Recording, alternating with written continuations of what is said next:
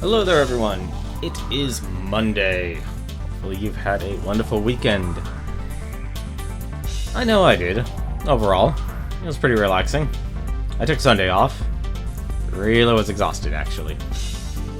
But sometimes you just need a break, and that's okay. But we are finally on our last leg of this adventure. The last breath.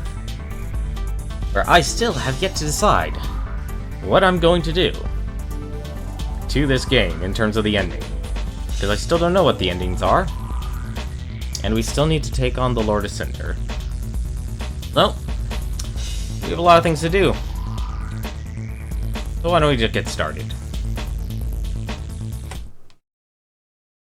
And we're back in Dark Souls 3.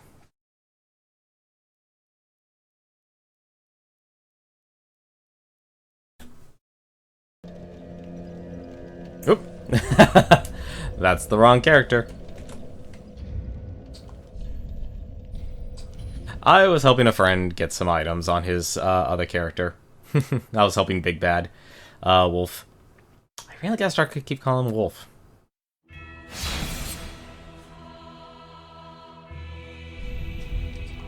There we go. This is my adventure, not Gabriel Belmont's. It's mine. No one else's. But, before we begin, in our last episode, we actually took down the Nameless King and the King of the Storm. So we took them down. We also did a lot of backtracking as well. Found a covenant, and we actually have one other covenant we want to find as well. But, before we begin, let's actually change some things here. Actually, you know what, let's actually go with that. What is that fire ring? We don't need that anymore, we want fire. Because I know what our last fight is, and that obviously was with the Lord of Cinder. What's that curse bite ring? That curse bite ring, or flesh bite ring? Okay, that's poison and frost and such. That's everything else except what I want. And steel protection. But one armor set. As much as I love being a dragoon, I think it's fitting. Now that we've slain the Nameless King, we put on the Dragon Slayer set. Now where is it? It's the Eastern set. Come on. I know I have it somewhere. There it is.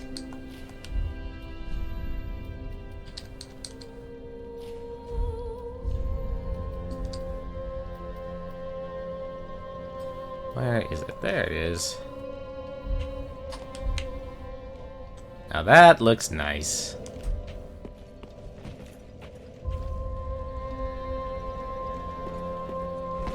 Never actually got to wear this set. Ah, well met. Hello, Laharl. How are you doing today? How many?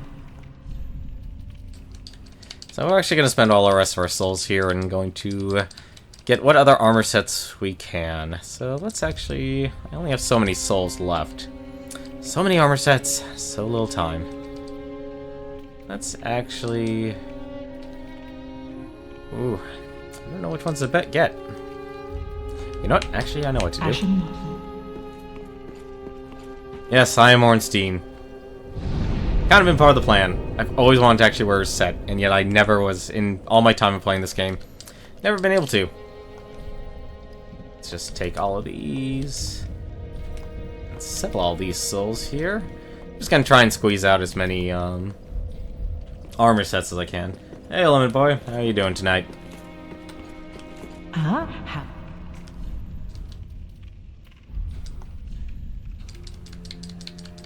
I probably should try and actually ditch the shield, but I'd rather not take my chances.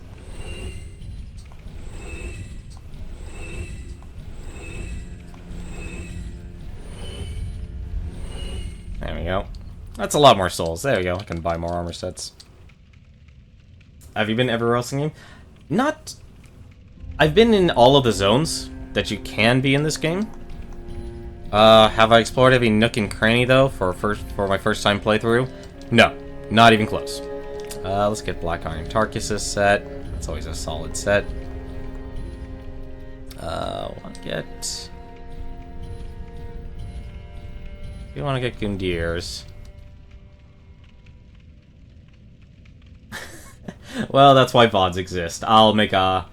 The VOD is still up, and that's going to be up for at least another couple of weeks. And I'm definitely going to make a highlight of it. I myself actually fell asleep after I finished coming home from work. So you're not the only one, so don't worry about that. Let's see. Yeah, it kind of looks like that's the last armor set I can buy.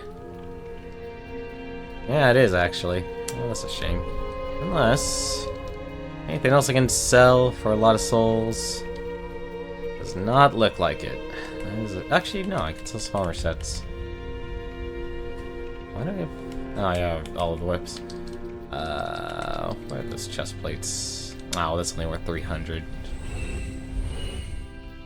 That's not gonna do it. Ashen one. Oh. Yeah, that was 1 in a million there. I will say, the, what ring was that? It was the Karthus Blood Ring? Here it is. Yeah, not the Milk Ring, but the Blood Ring. Let's actually bring up the deep... oops, that's the wrong one. Boost rolling invincibility at the cost of defense. That made such a huge difference in that fight. Because that made my invincibility rolling frames long enough that I could. Because I think that honestly is the trick. I would easily recommend that ring. And you just take the damage that you can. You know, just take the damage. And let's just buy part of a set then. Can't buy all of it. Let's buy the witch's stuff. There you go. And we'll buy the hat. Everyone likes hats. But we're going to do one terrible thing first, real quick. We're not just gonna run straight to...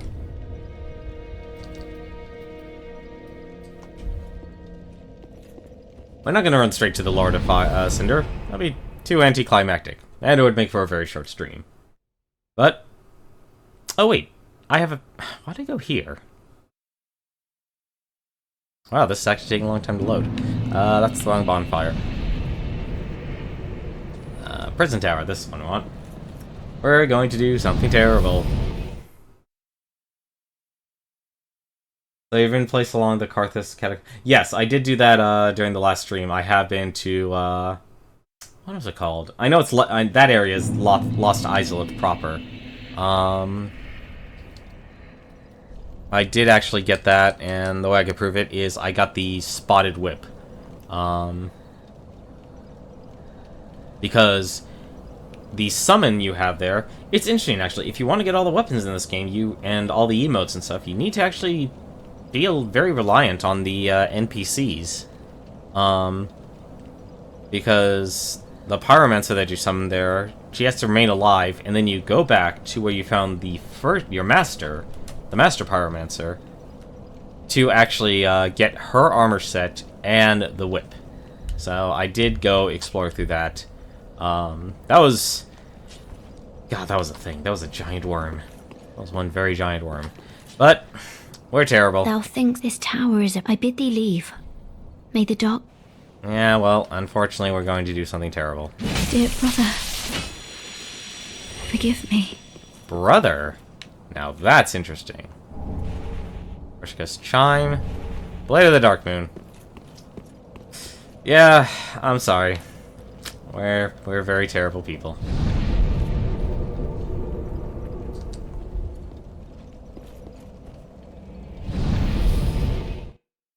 I wanted to get that Covenant.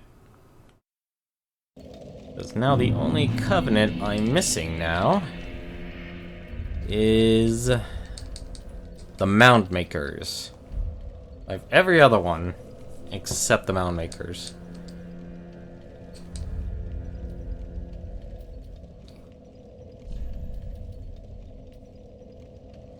I also did take the time and actually upgrade the Drying Spears to +10 as well.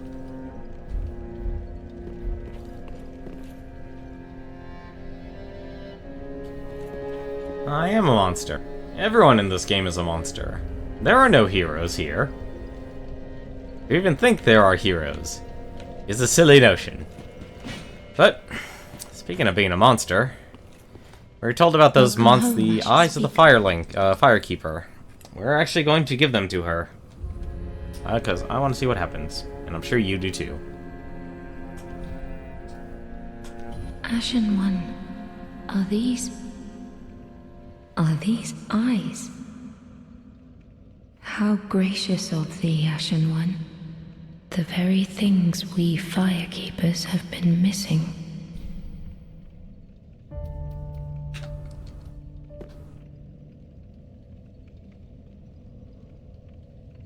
Oh, for a second I thought the music took a change. Ashen One, my thanks for the eyes thou'st given. But Firekeepers are not meant to have eyes. It is forbidden. These will reveal through a sliver of light frightful images of betrayal. A world without fire. Ashen One, is this truly thy wish? Oh, shit. Ah.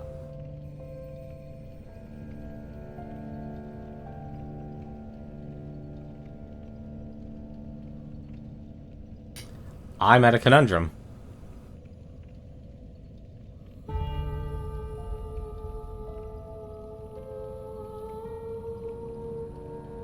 I don't know what I want now.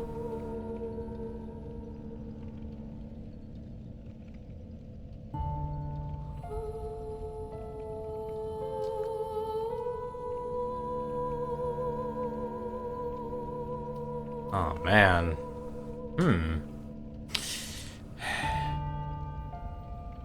Flip a coin.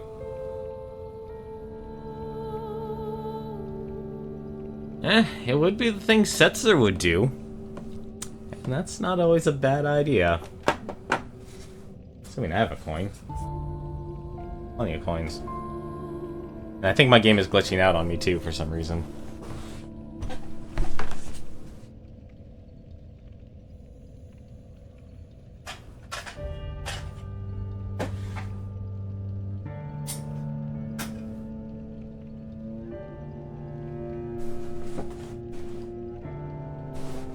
Unfortunately, I am not Edgar, and I do not have a two-sided coin.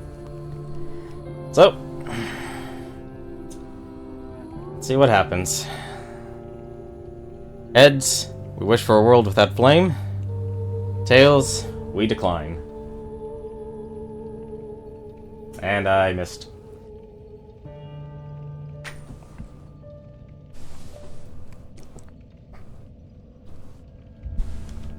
I can be very indecisive at times.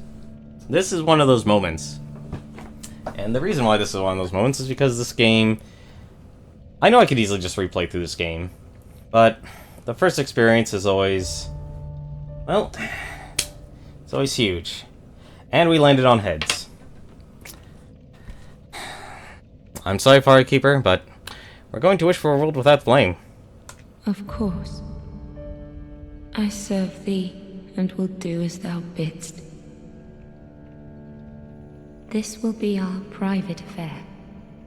No one else may know of this. Stay thy path.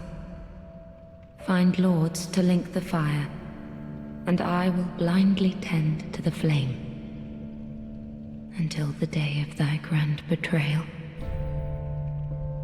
Ashen One, forgive me if this soundeth strange. The eyes show a world without fire. A vast stretch of darkness. But 'tis different to what is seen when stripped of vision. In the far distance, I sense the presence of tiny flames, like precious embers, left to us by past lords, linkers of the fire.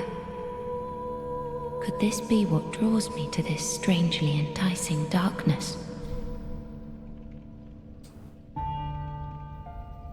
Farewell, Ashen One. Mayst thou thy peace discover. You know, one of the things I actually think about, I like about this game is that, like Breath of Fire, at the very end of each of those games, you are always given a choice, much like this. Let's actually talk to one other person. Aha, that so. The eyes show a world, a place. So, what is... Oh. I took the mantle, choose thy fate all the more. Everything she says is always, well, dramatic. Actually, yeah, let's actually start with let's go in the order we actually defeated all the Lords of Cinder here.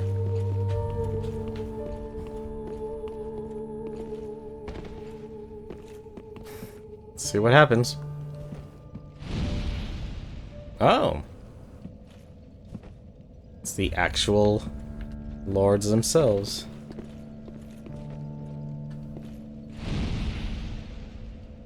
Oh man, that's... Ooh, that's just creepy. Let's place Aldriches.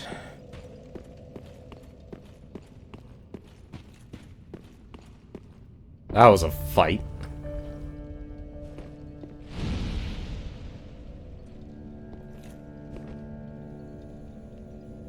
What? Man, there's like nothing human left of that skull.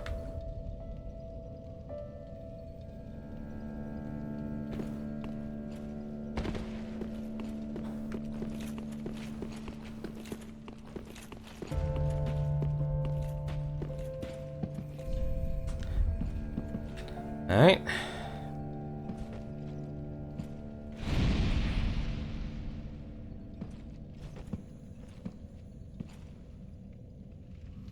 That's everyone.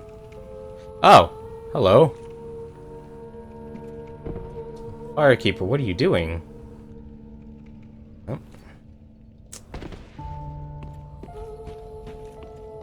The five lords sit their 5 thrones, all thanks to thee, most worthy of lords. Ashen One, with the lords as thy witness, bend thy knee afore the bonfire's coiled sword, and let the lord's embers acknowledge thee as their true heir, a true lord, fit to link the fire. Okay. Let's Ashen wonder. One, kill. I will return as the fire, as it has always. Oh, what? Ashen One, if thine heart should bend, kill me, and strip these eyes from my person. I will return as the firekeeper I once was, as it has always been. Wait, kill... Hold on a second, I'm confused there for a second. Ashen One, if thine heart should bend, kill me, and strip these eyes from my person. I will return as the firekeeper I once was, as it has always been. Okay, so I get an option. I could kill her right now and just take... I could probably kill her now and actually reverse everything I've done. Alright, let's do it.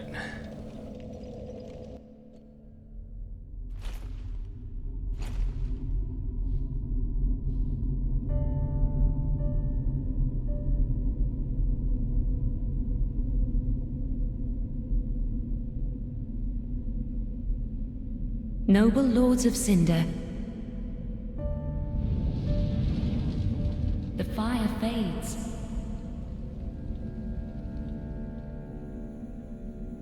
And the lords go without thrones.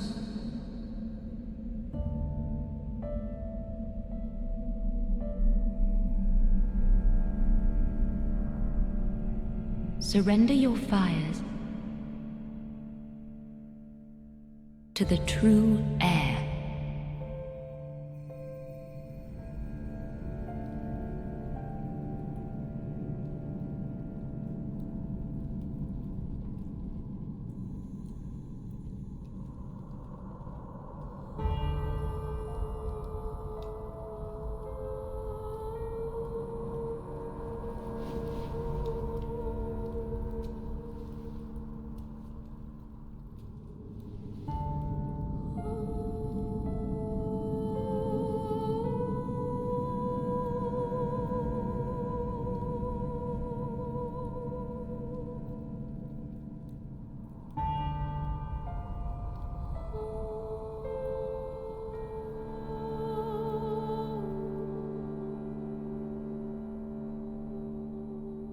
let him grant death. To the old gods of Lordran, deliverers of the first flame.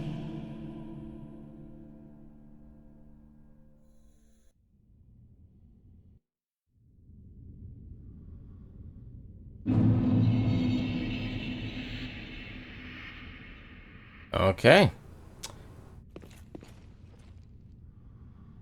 Are we... There's a third area, and yes, that was very tense. The Flameless Shrine. Oh, I guess there actually is another area.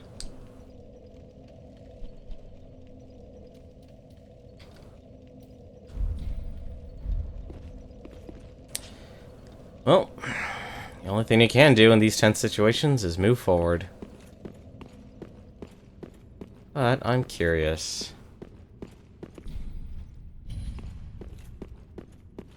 How are we in the kiln of the first flame? Especially if all this stuff is still here.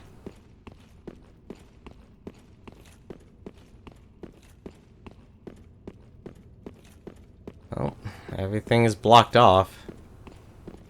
Certainly made sure of that. Oh my god.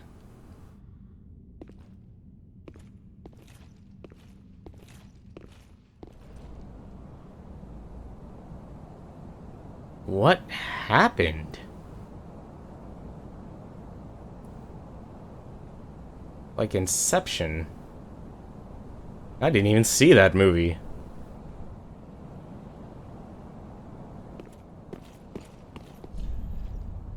Are you ready? Don't give up.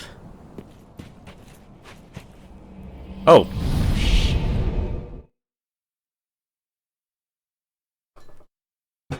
I would agree, this area does look awesome.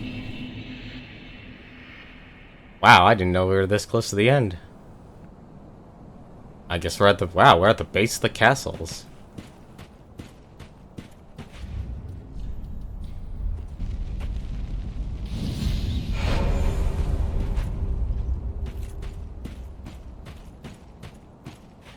Well, I guess it's just a straight shot.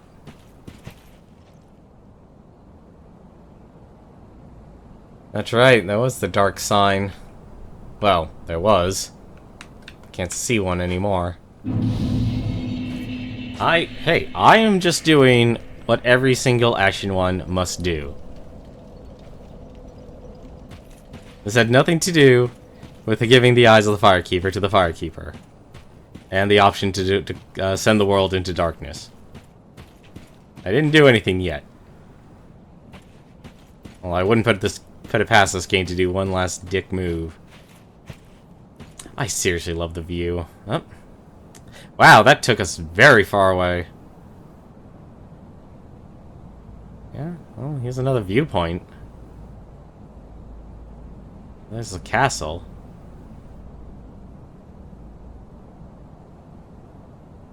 It's the entire kingdom of Lothric. Oh, okay. That's where the sun is. I do have my password set. I'll fix that later. Don't worry, Laharl. I'm not really interested in doing any co-op or PvP or anything like that. I know, it does, actually. I'm kind of surprised. I honestly thought they would take us back to, what do you call it? Not Demon Souls, Dark Souls. Because if this is the kiln of the first flame, like... This definitely doesn't look like the kiln of the first flame. I mean, it's obviously this world's kiln of the first flame. Time for it'll happen to you too. In short, good luck. Oh.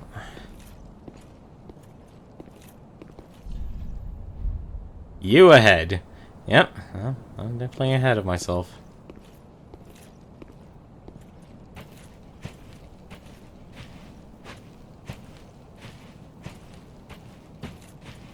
Yeah, that does actually look like the dark sign.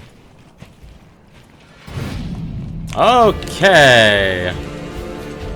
And here we have the Lord Ascender himself.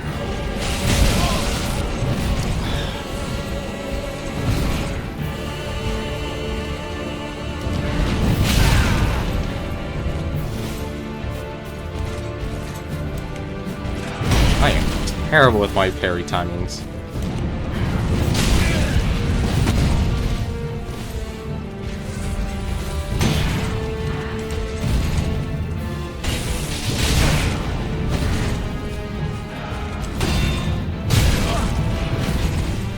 Yeah, I really am bad with my parry timings.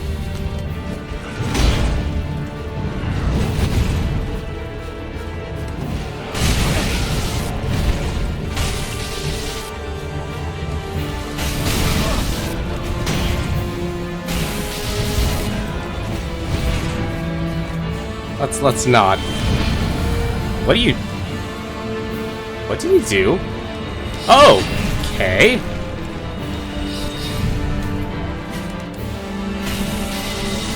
Oh, not that again.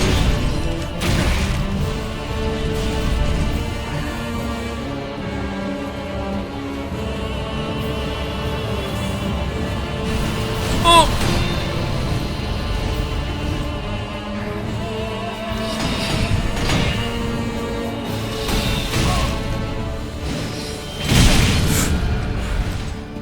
I think I like a lance.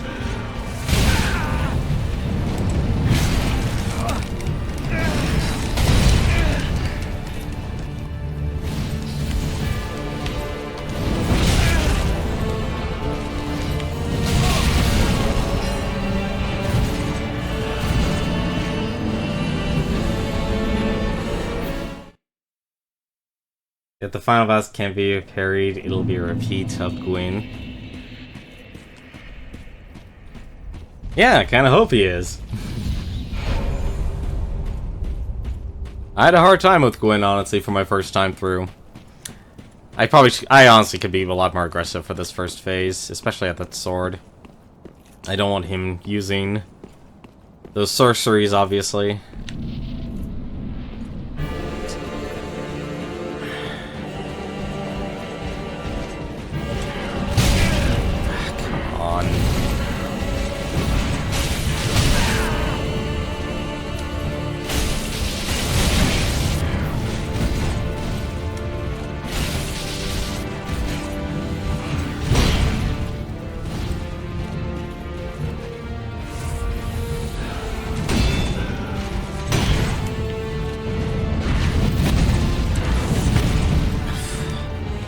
With no stamina, I could do that.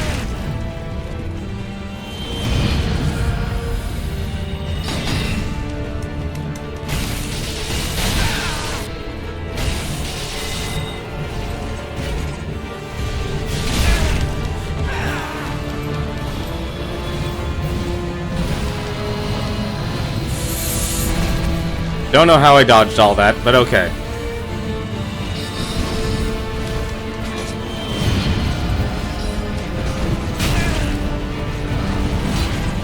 Scimitar?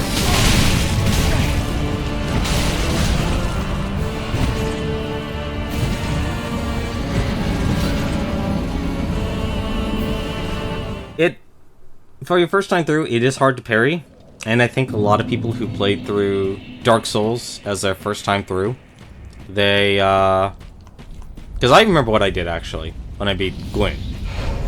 I went with a Wanderer build, and I focused on dexterity. I ended up equipping the Armor of Havel, just to have enough poise.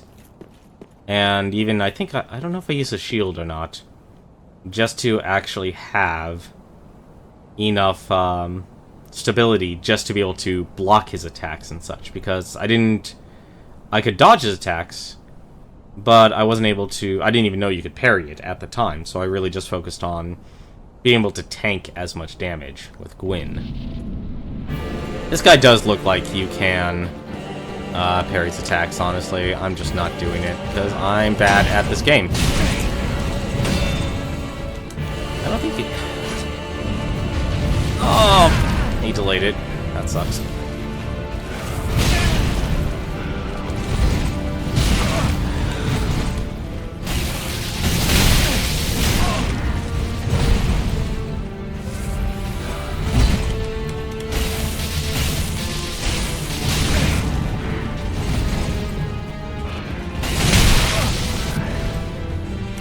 Nope.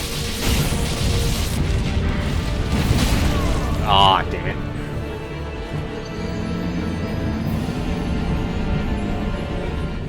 Hey, you gotta do what you enjoy. This is the only time I get to play, to enjoy my hobby. And it's probably for a lot of people as well. Nothing wrong with that at all. Actually, now that I think about it, I wonder if this is a multi... Actually, what am I thinking? This is always going to be a multi-phase fight in this game.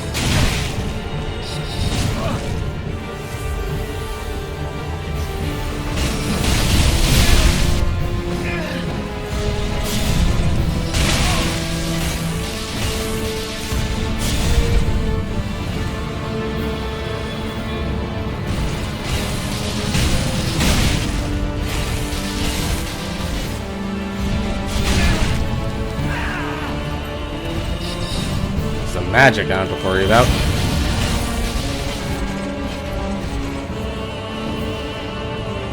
Pyromancy? Oh, hello.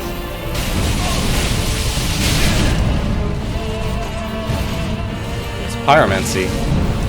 Yep.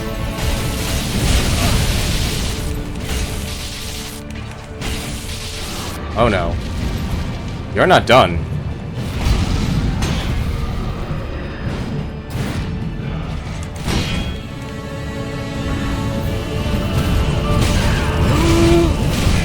Being air juggled.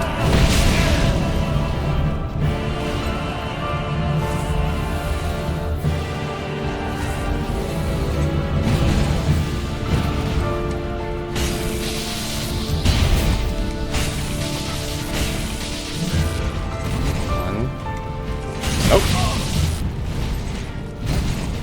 Oh, he can grab too.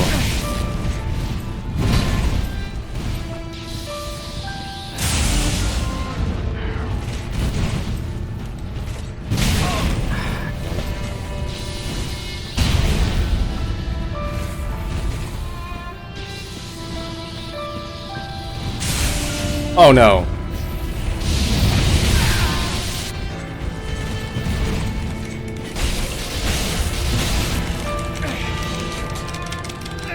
That one's bad.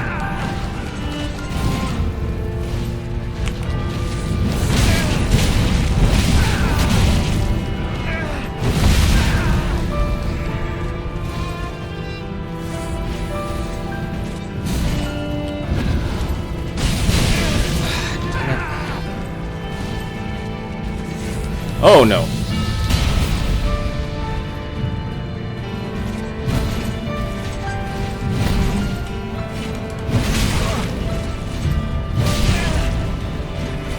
My timings are off.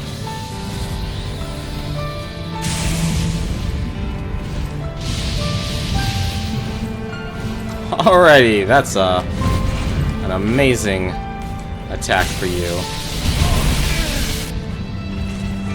Oh, come on. It's Gwen's theme? I'm a little too absorbed in this fight.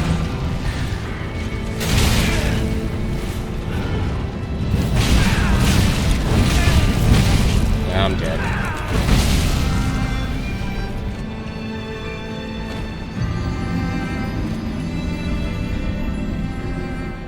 You can parry that? There's gotta be a way to parry that.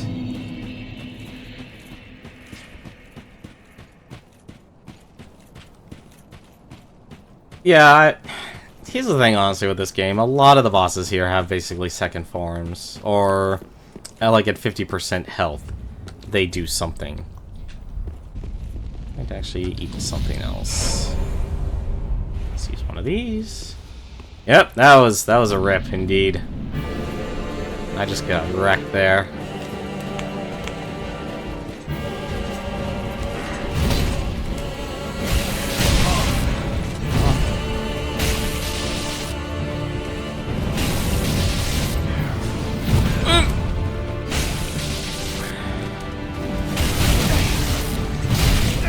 Wow, that actually hit me. There you go.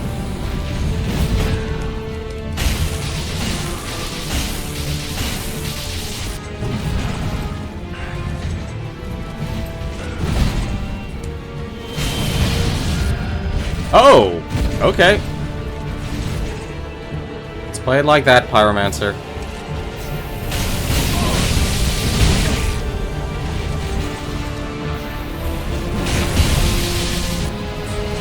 What?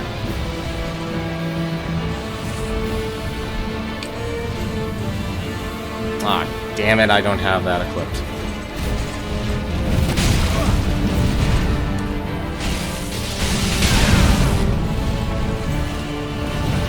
That's not good.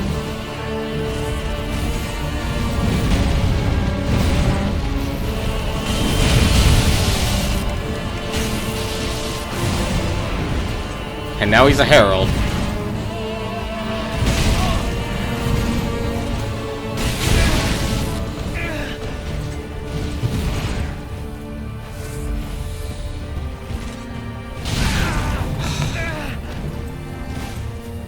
That follow through is late.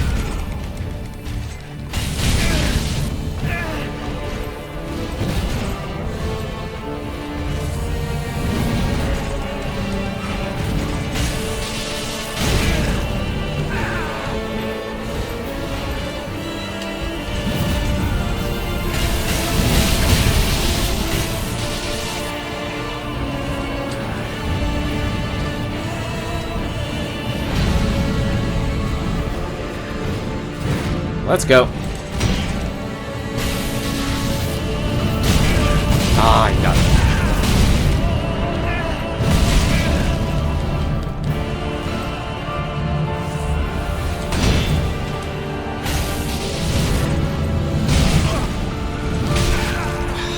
Third strike.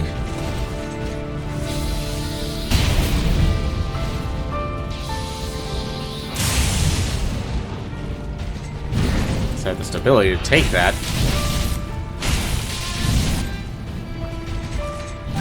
What? I can't believe that hit me.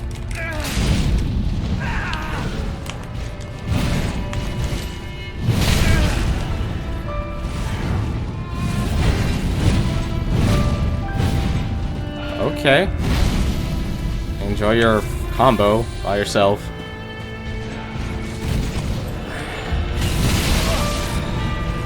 Not even fast enough to get a hit in. Oh, it's that one.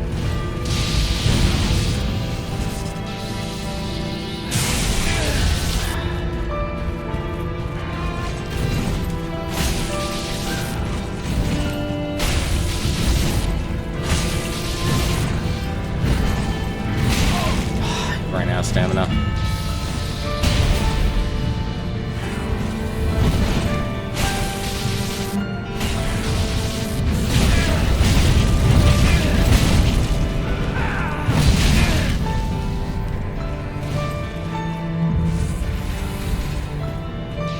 You're about to do something.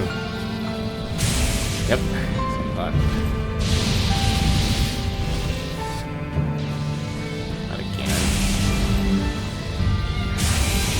Oh, come. Oh, wow. Okay, you can destroy that.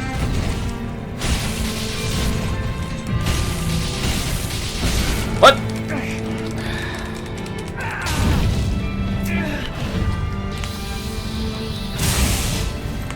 Come on. Stay on target. Last flask.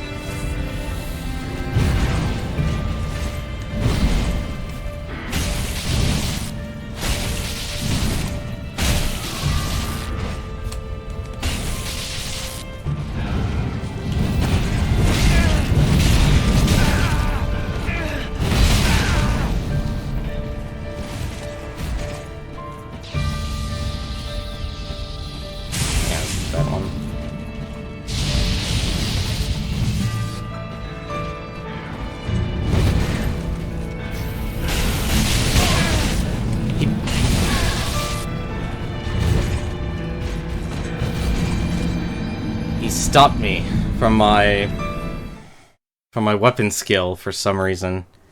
I don't know how he did it, but he did it. I didn't break my poise either. Yeah, the music is great. Like, this is very fitting for a final fight.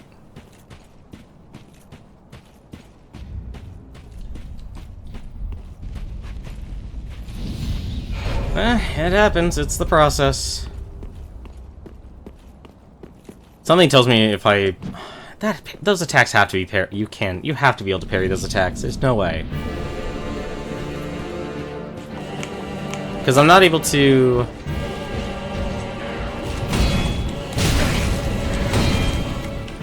Oh, really? None of them? Should have seen that one coming. Come on, drink.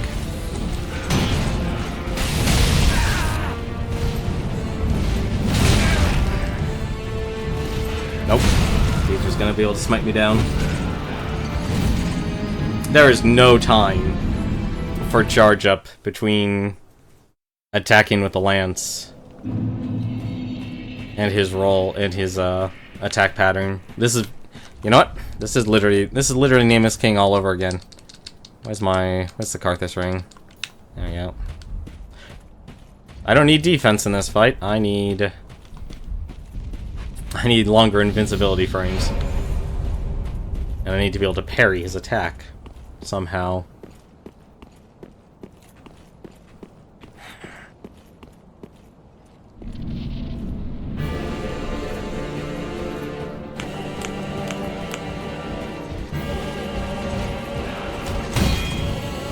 How do I miss that? That's what I'd like to do. That is such a long charge up attack. I'm actually surprised you let me drink.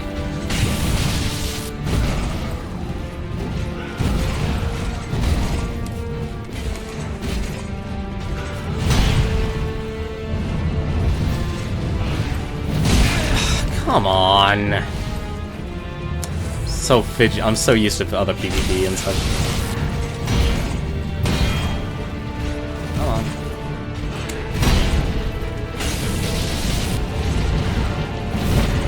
Just back away. That's the answer to that one.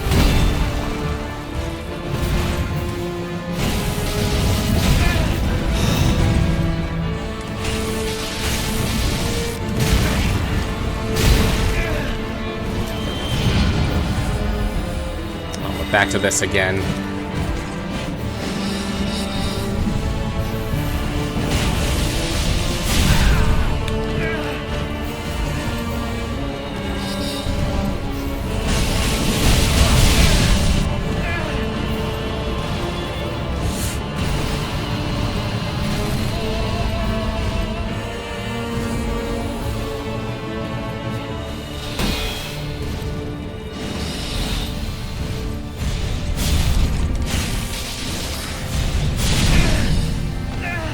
Stamina.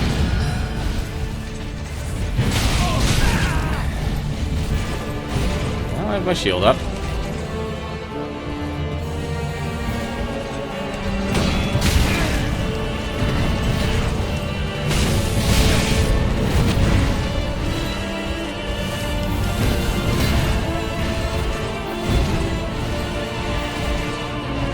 Come on, cast a spell.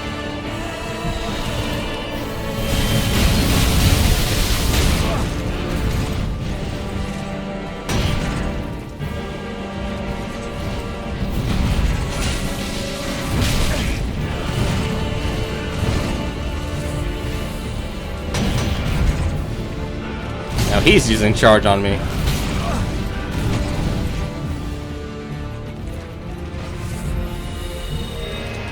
Oh, you're kidding.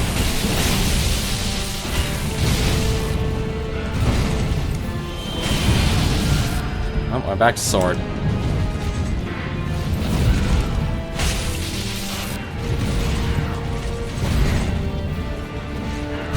Got lucky there. Nope, I got greedy.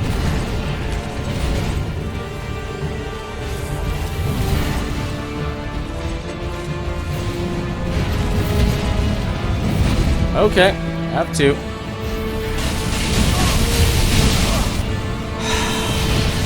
So, you can't parry this guy's attacks. You can only dodge.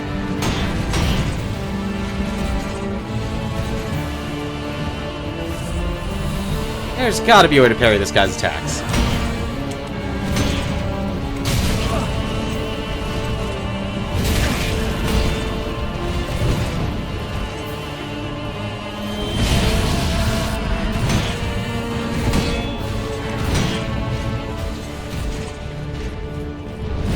Yeah, I'm taking the hit. I'm not winning this one.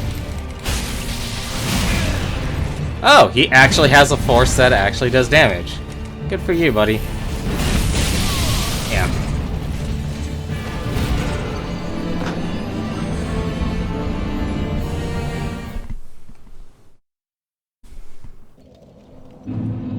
So basically, he's each of the classes. He's a knight, he's a sorcerer, he's a herald, and he's a pyromancer. Okay. What information can I use against him? Still don't get why I can't parry his attacks. Am I swinging in too early? Maybe too late.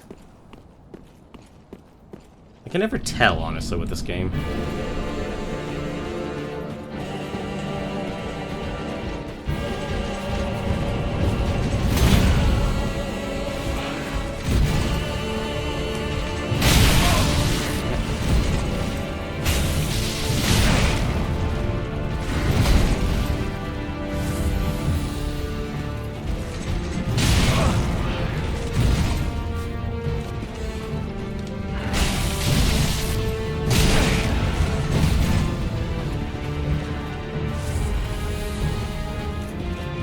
Let's try this.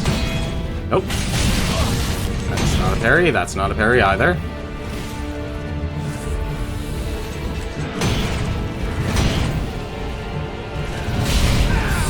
And he does the slow attack too.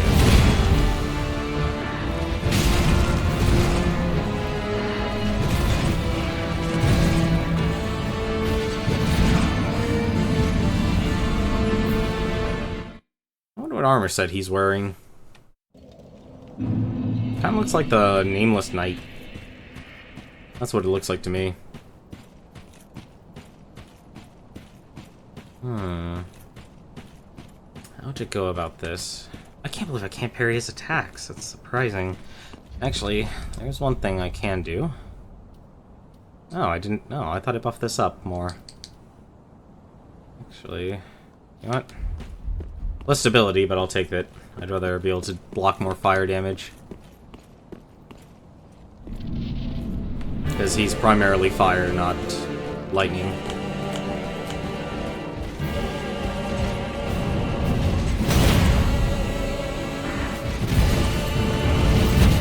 Oh.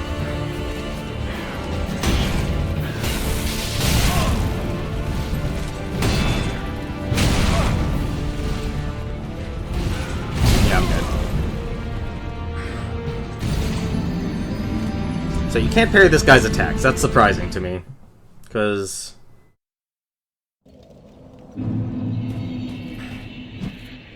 Unless the parry window... I gotta look up how you parry in this game, because parrying in every single game, at least to me, has been very inconsistent.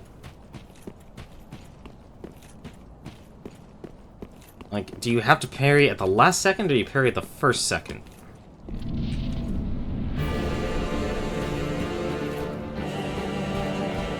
Because there's no tumbling. Really? That's surprising. Nope.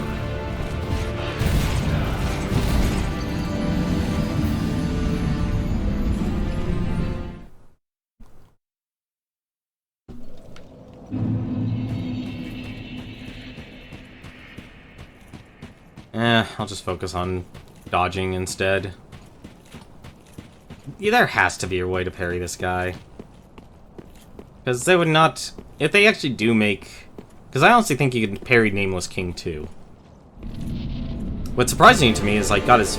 Like, I wasn't able to, what was it, riposte?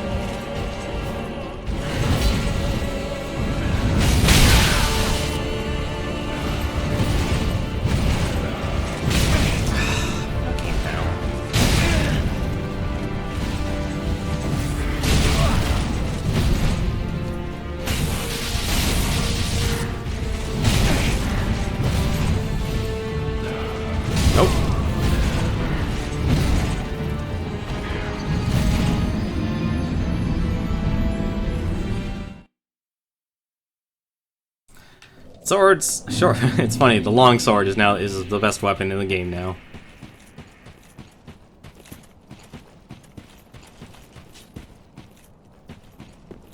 And the worst part about him having the lance, he uses it like a sword. He's able to actually do a slash attack with it.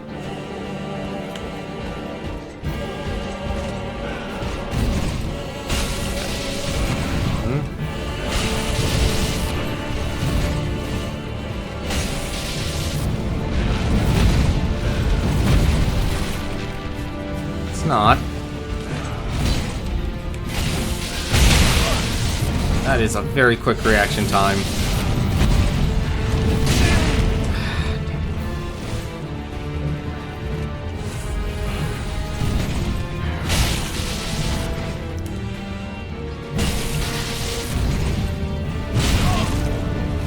Really? I thought I was out of range on that.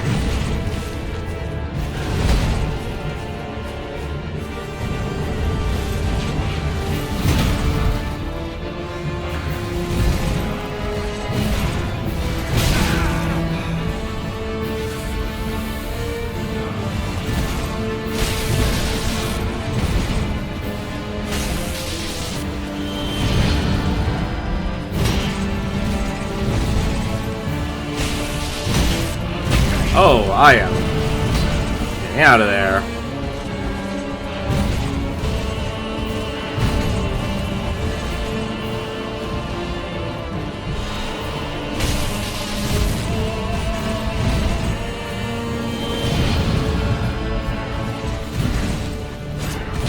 Oh, come on.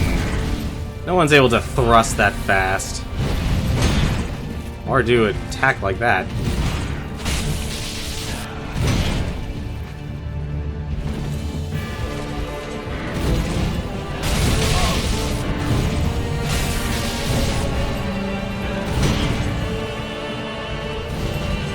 Nope, no hinges on that one.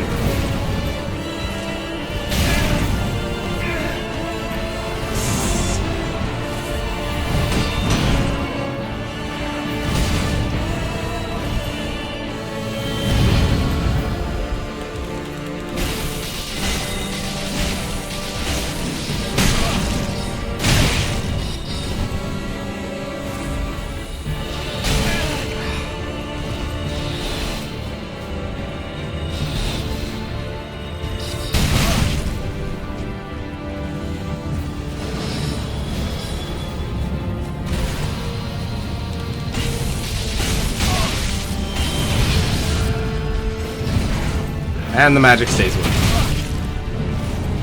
Oh!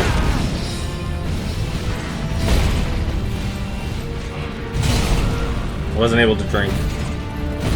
He was attacking too fast.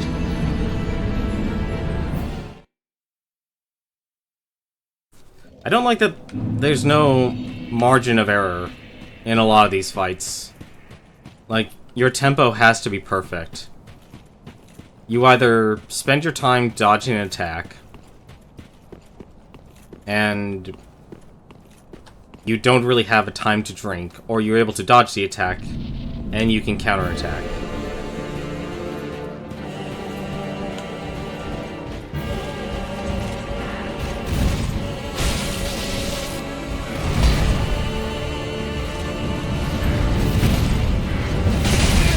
Not to mention, his attacks are patterned in the same animations.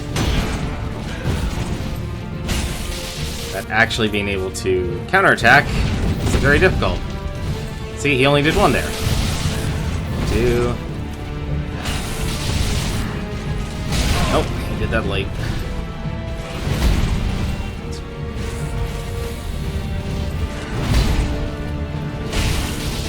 Ha!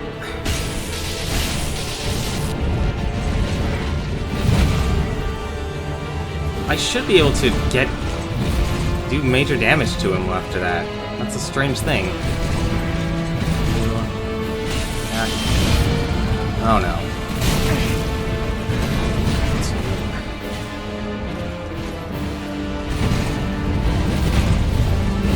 3. Yep. block that because I was too busy drinking.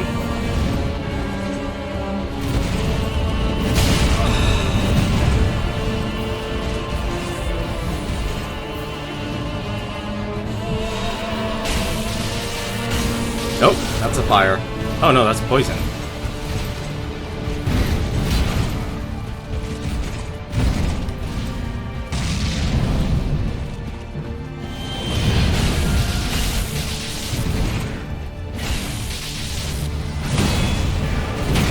Oh, come on!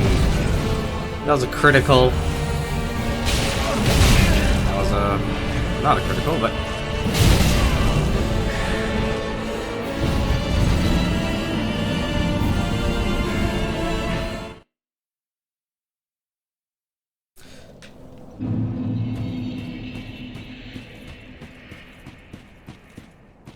It's like one of those weird... like... the combat in terms of like the tracking, like the enemy basically doing over 100-degree turn instantly in this game just reminds me of like why people hated Dark Souls 2. And I think that kind of carried over.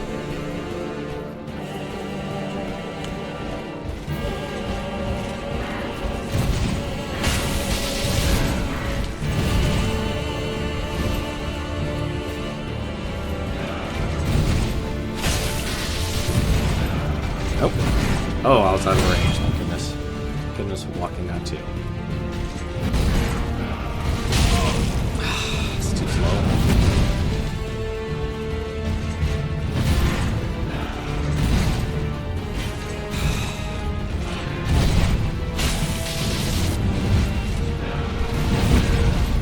So know how to dodge that. Just get the hell out.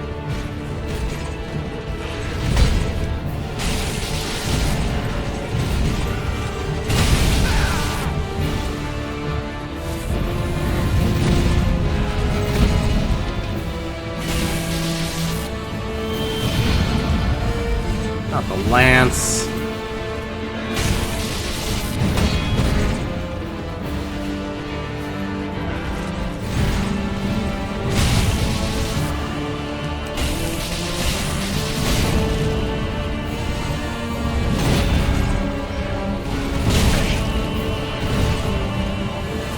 I think the lance so far is probably my hated form. See, that hitting me does not make sense.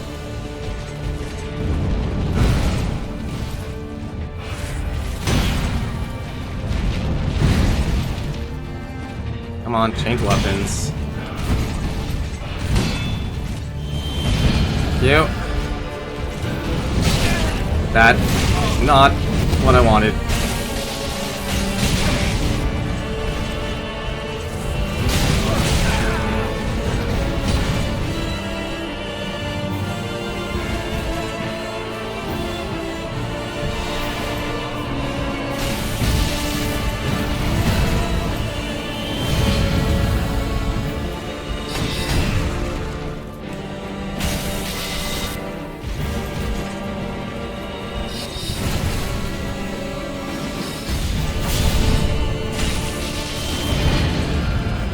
Come on.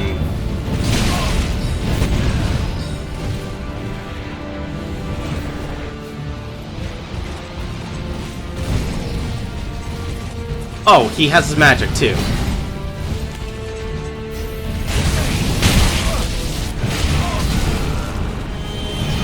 Okay, so under 50% he gets to be a sorcerer all the time.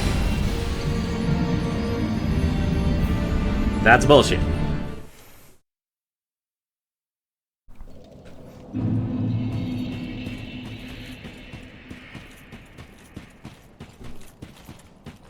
That's actually really bullshit.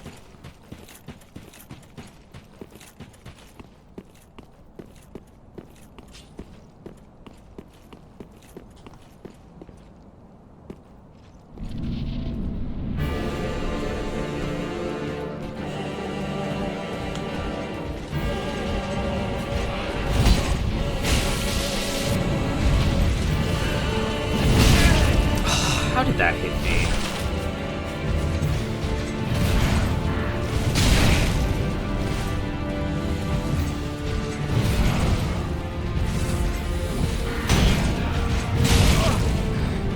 really use a parry. That's what I could use.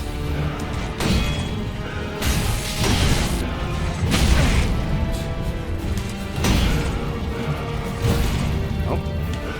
Just dodge that outright.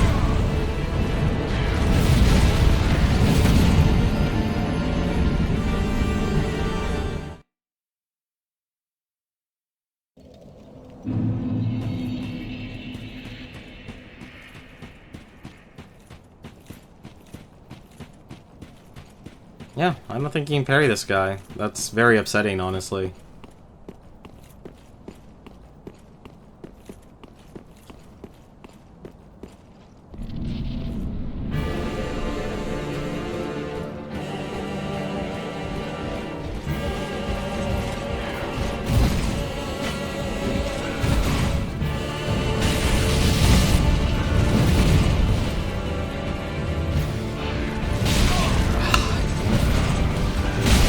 Come on, that was a 180.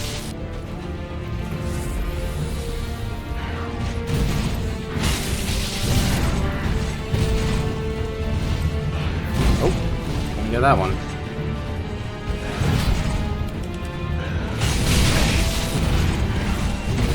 The recovery is insane.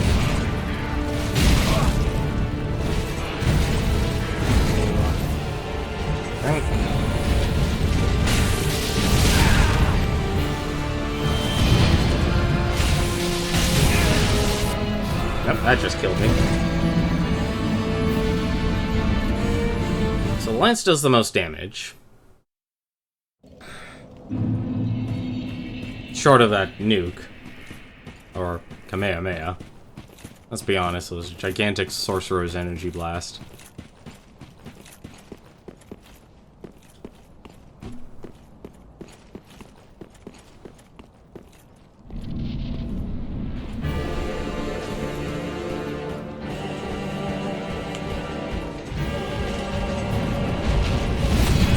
Oh, come on! That was 180!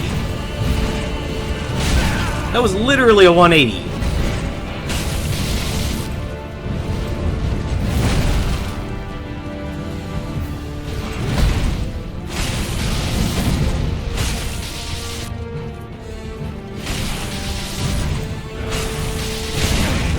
Just dodge that.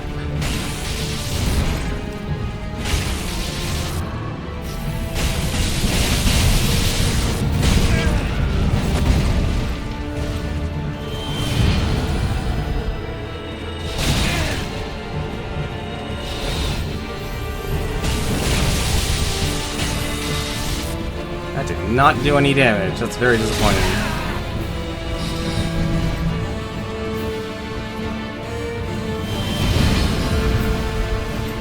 Come on, get rid of those bullets.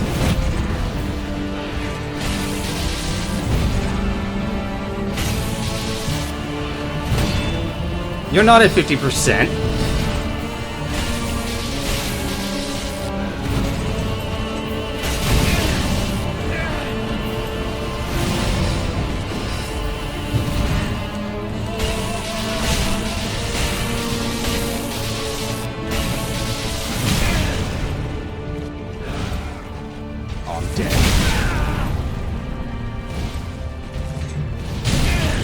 That is... no human can do that.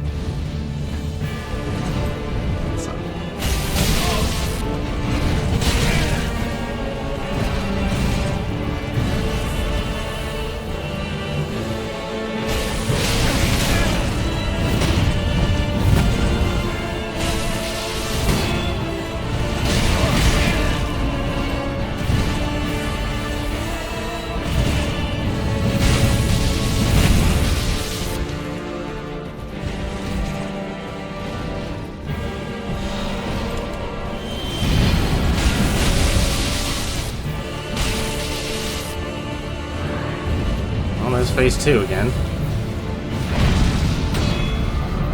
Wow, that's a big range.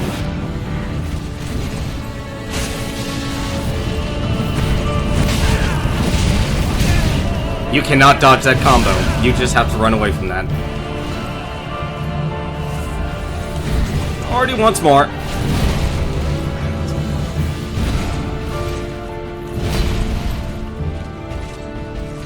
Oh, that's the combo. No, it isn't. Oh my god, it wasn't.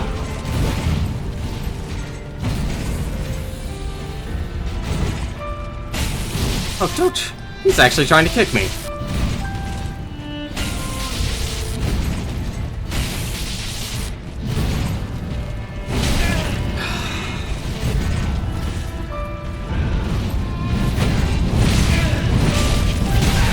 You're joking!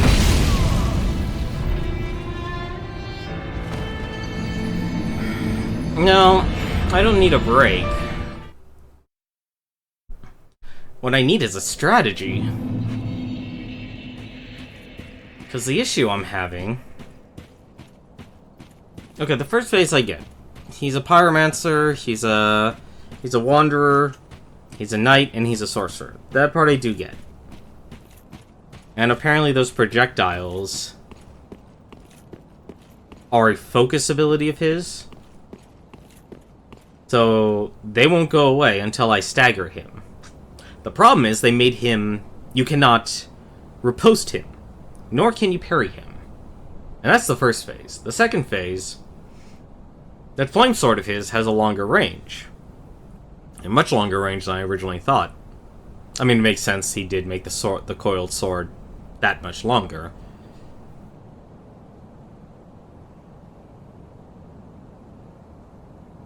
There's that.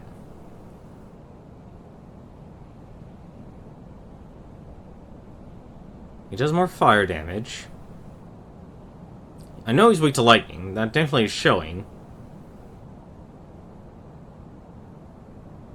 But he's not...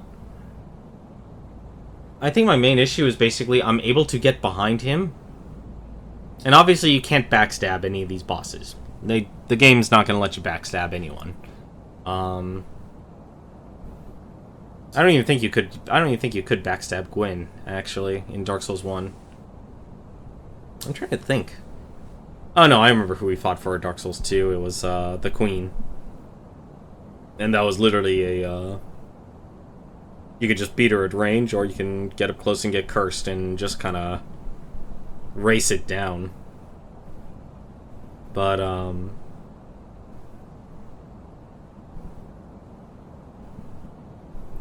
mean, maybe I could actually work from range. It's a possibility. Although I don't think 30 Kukri exactly is optimal.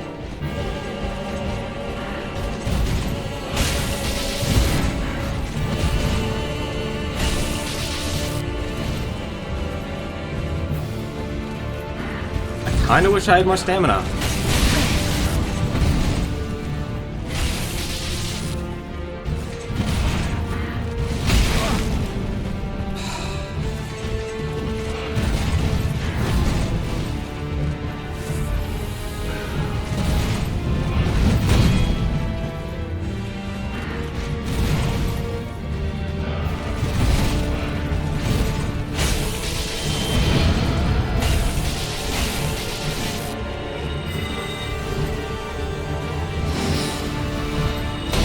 It also doesn't help that you can't tell what spell he's casting.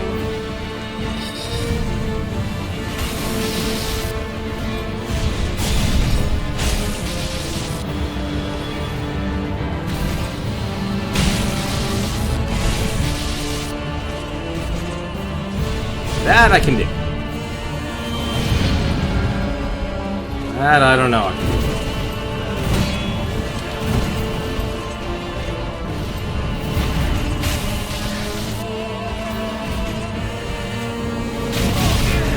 Come on.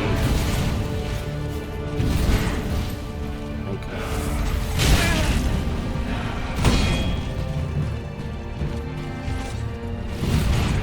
Like, see how he instantly pivoted towards me? See, that should not happen. That is why people hated Dark Souls 2. Is because when shit like that happens, how your character literally... How the enemy literally jumps 75 degrees or more, and is able to hit you. That is what pisses people off about this series. Like, things the game actually doesn't allow the player to do, but allows the bosses to do. When they are a humanoid type.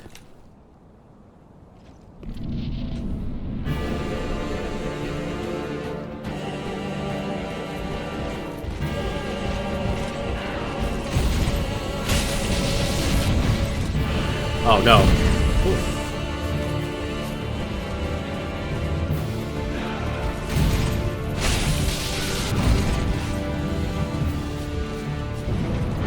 Nope. That's too early.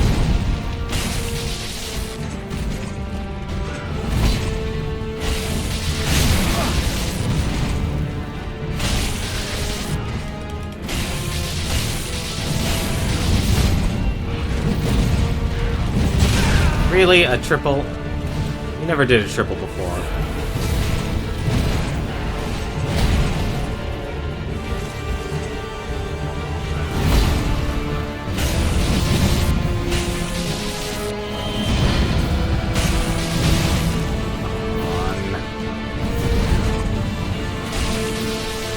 Drinking.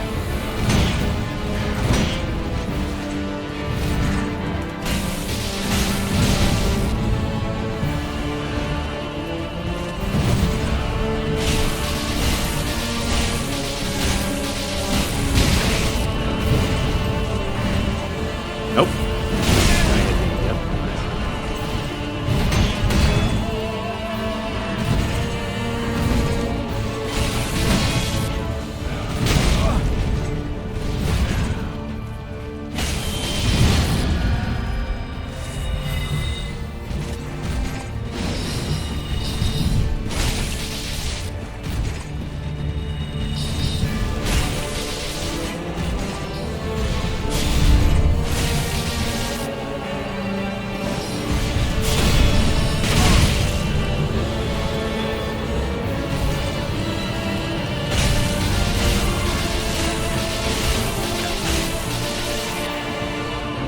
Way. It's gonna explode.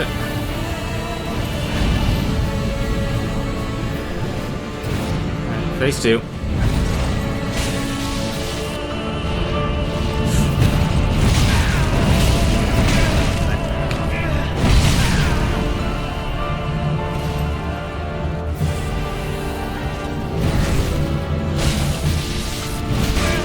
Oh, that is ranged.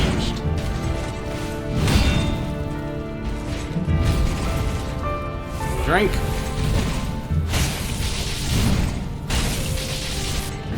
I ran out of stamina. That's bad. And he gets a critical.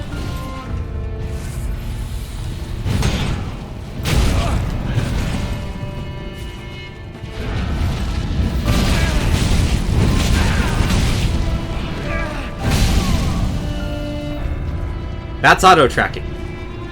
That was nothing but auto-tracking there.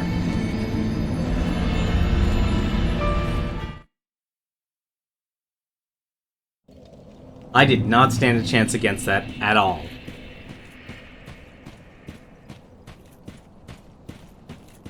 I don't know how you avoid that attack. If all he does is auto-track you. And if the range... Obviously I need to be in melee. Well, I don't need to be in melee. Rephrase that.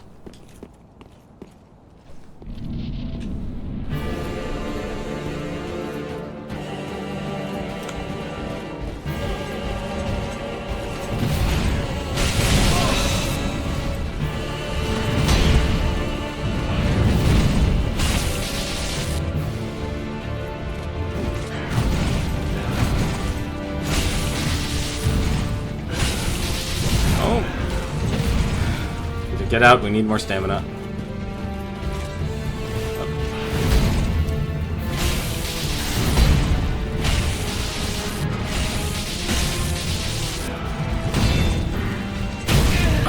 And of course he gets critical. Oh, hello. Let's not get in the poison.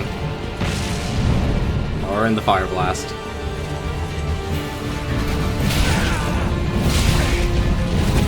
I can't roll away from that.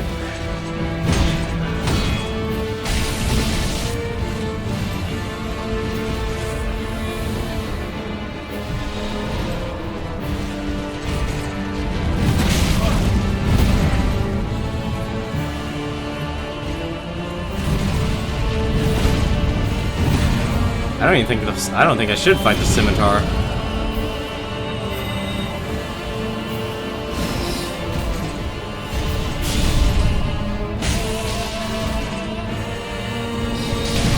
Oh, come on, I rolled too early.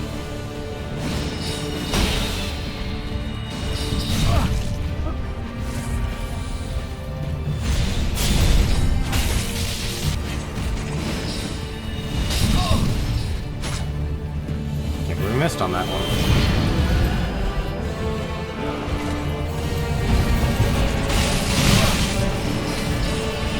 Those things are not going to stop until I stagger him. Oh no, they finally stopped. He is literally doing nothing but thrust attacks. And I'm not able to parry them. That was a 180. And that was Will of the Gods.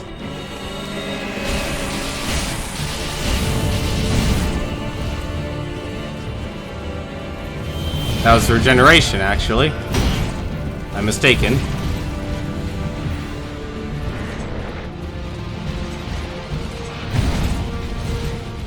That is regeneration. He is healing all of his health.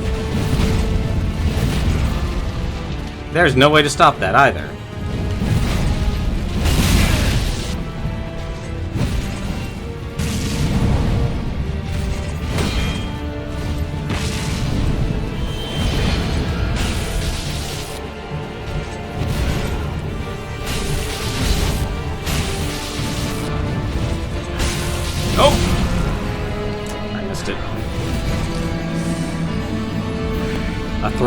A thrusting attack that cancelled into a charge attack. You know, if you're gonna give him combos, you might as well give me combos like in Demon Souls.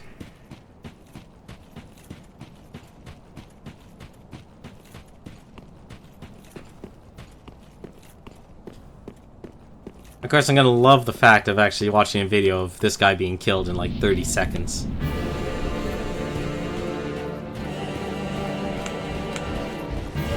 This guy is not easy, I'll tell you that much. Nope.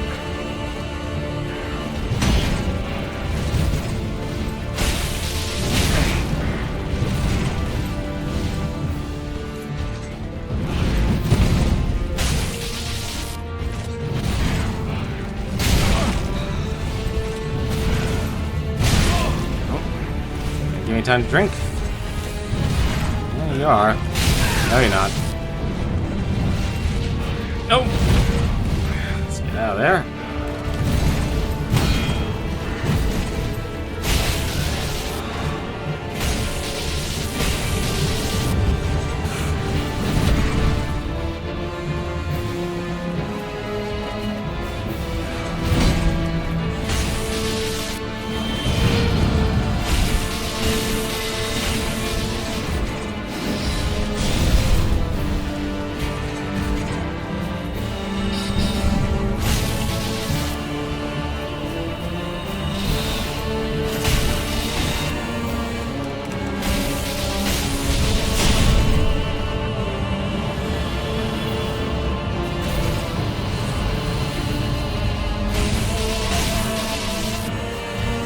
Surprised that didn't stagger him.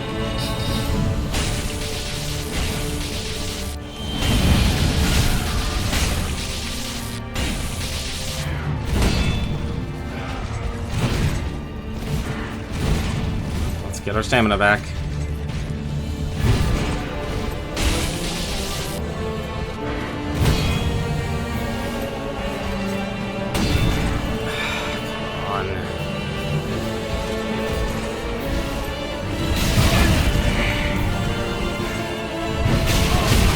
How this game punishes you for this.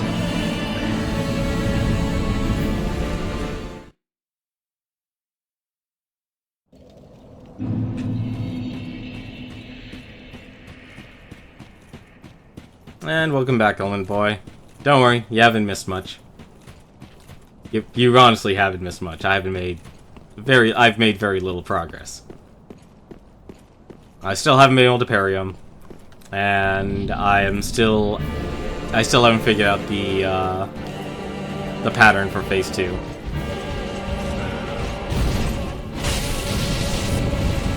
Nope. That's not.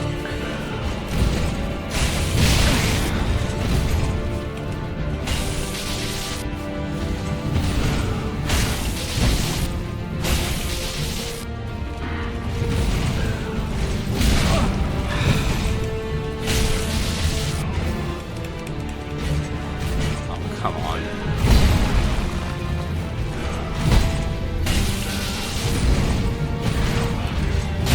Nope.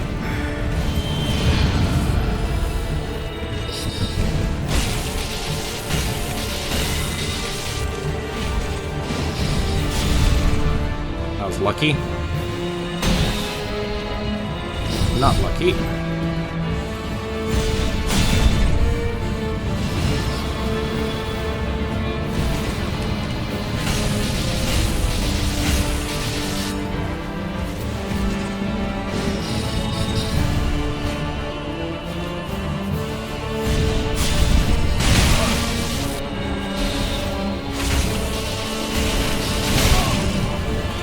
Really?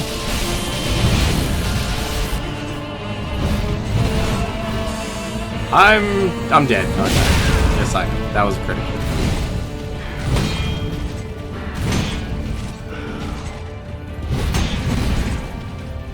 Drink.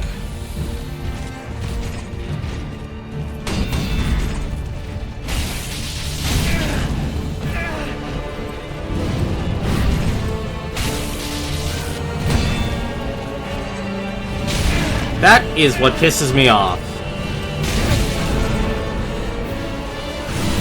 It is that bloody charge attack of his, and how he basically pivots to such an insane angle. The charge attack would be much more manageable if it actually followed the rules of Dark Souls. But it doesn't.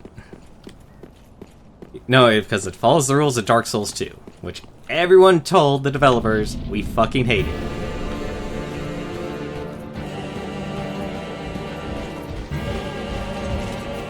But, at least... 1, 2... You gonna go for third? Nope, you're not. Go for third. 2... Hey, when he takes his time on attacking.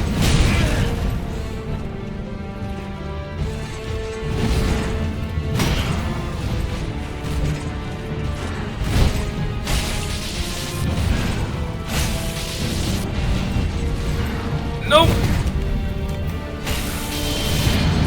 Please be mage. Ah, shit, it's Pyromancer.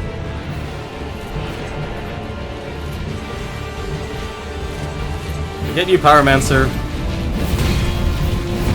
Not interested in your stuff. You change that weapon right now.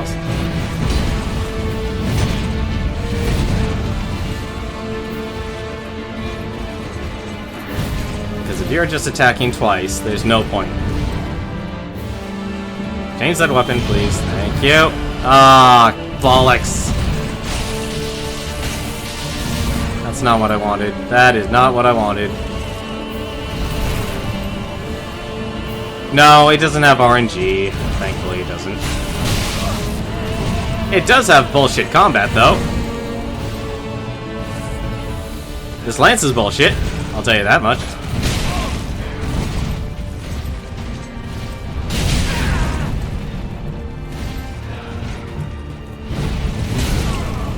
Wow, it actually hit me from that range. I honestly expected it didn't. No, the fight doesn't have any RNG.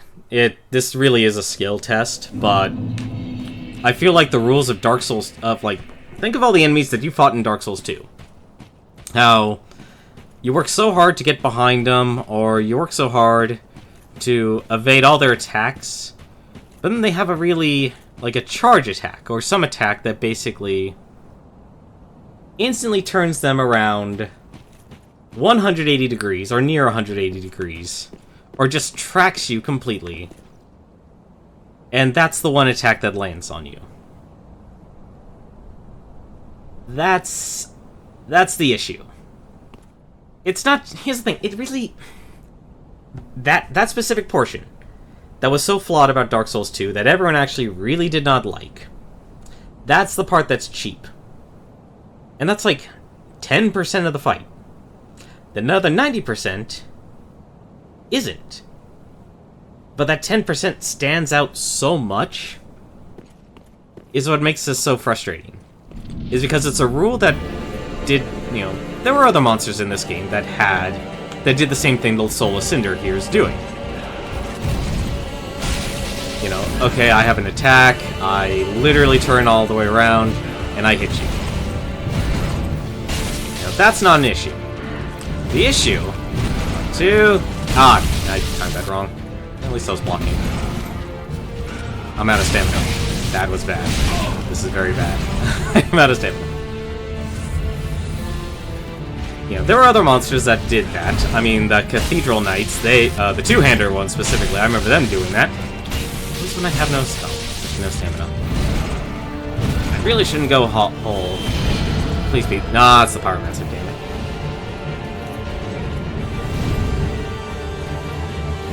I mean, the one thing I do have to my advantage is the terrain. The terrain is bumpy, it's... You know, I can actually, for some odd reason, be under his attacks. You know, so I do have some advantages that I can put to my use. But not being able to parry him, not being able to riposte him once he's staggered, those are factors that are, well, that sucks. Please don't be the Lance. Okay, thank goodness. It's a sorcerer.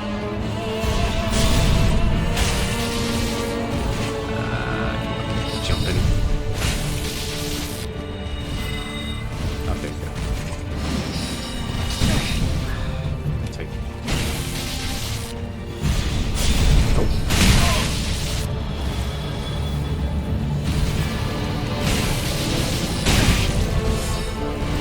Of course, that's a problem.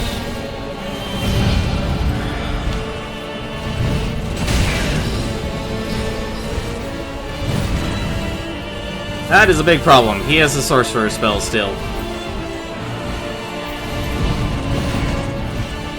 We're just running away until that ends.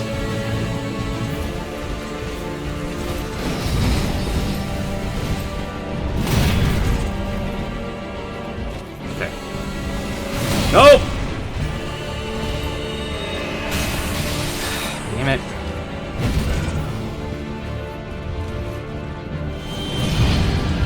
Okay.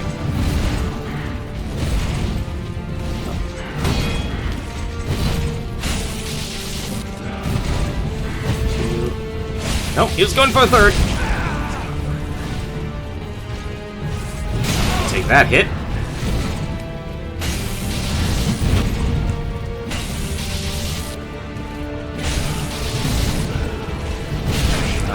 That was a slow swing.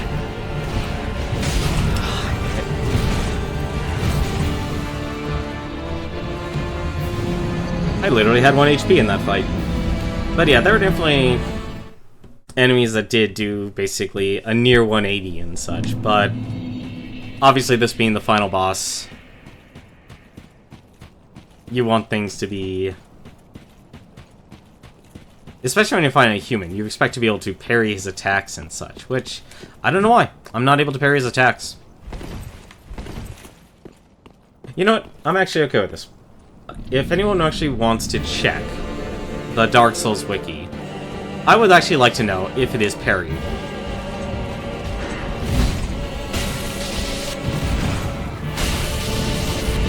Oh! Yeah, I was gonna get hit by that. I was rolling that like out of there. And I had no stamina. That was actually to my benefit. I wanted to attack there.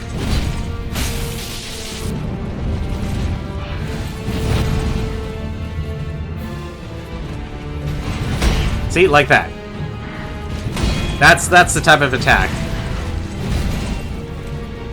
that people don't want in their games.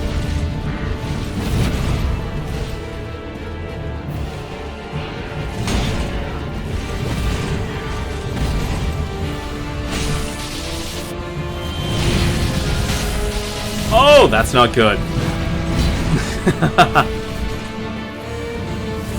Go ahead, charge yourself up. I do not care about that. Flurry of fireballs. Cannot be... Really? That is surprising. Are you sure? There is technically 2 forms. This is a 2-form fight, so it... Come on, change your weapon. It cannot be... Wait. He can be staggered, but he can only... Oh, only countered. Wait. You can counter this? How would you counter this? Ah,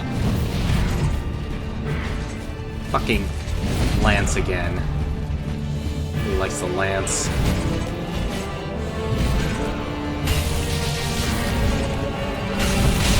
See, that's the part that pisses people off. He's staggered, voice broken. I walked into that. Oh my god, I can't believe I left out.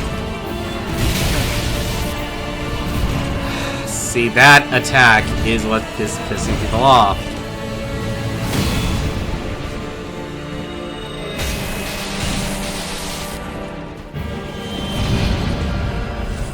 Oh, good, magic.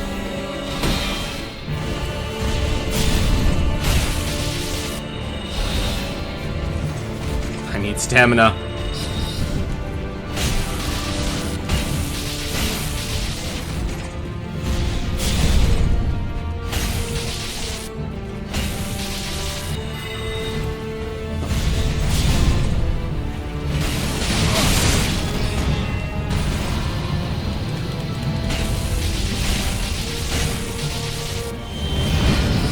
Okay, let's walk away here.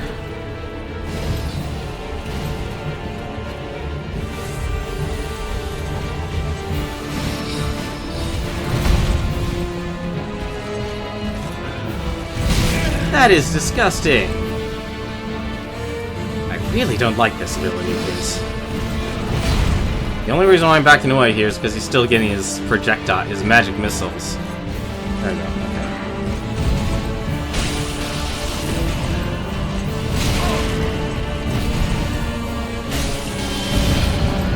Aw, not again.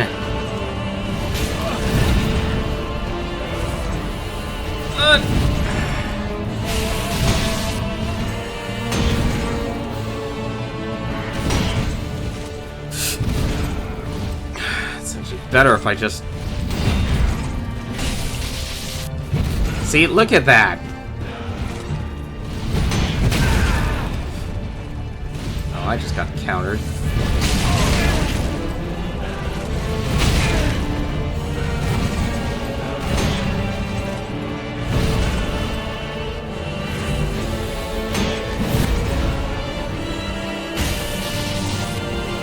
No! Ah, come on.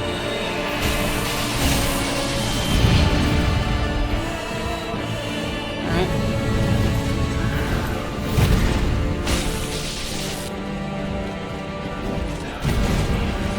Nope.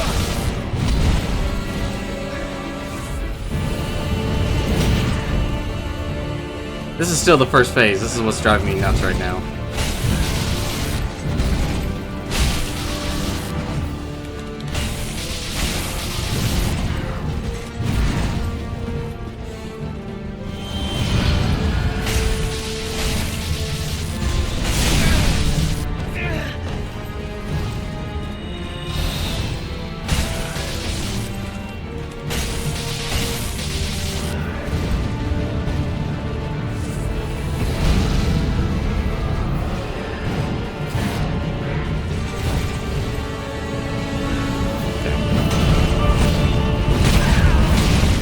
You can't block that.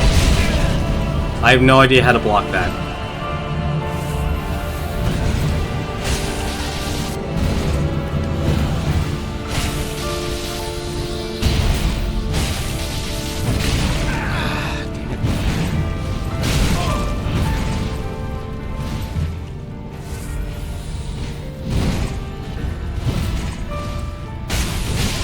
Oh, he actually kicked. And he... Wow, he actually got the grab. That's a... Well, I did roll into it, so... I'm really not liking how the auto-target falls off him on that. No!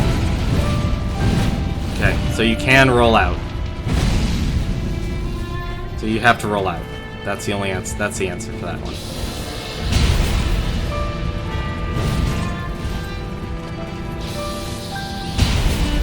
Come on, give me an attack.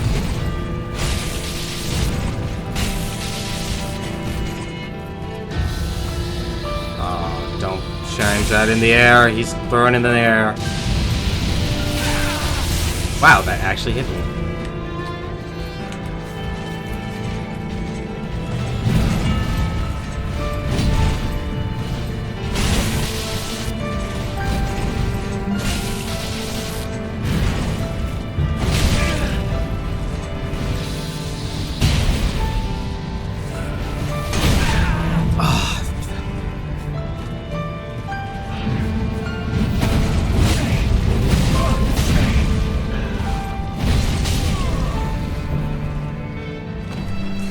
Yeah, but here's my only problem with counters. They're impossible to pull. They're just as impossible to pull off as parries. Because a counterattack only works if your attack breaks their poise.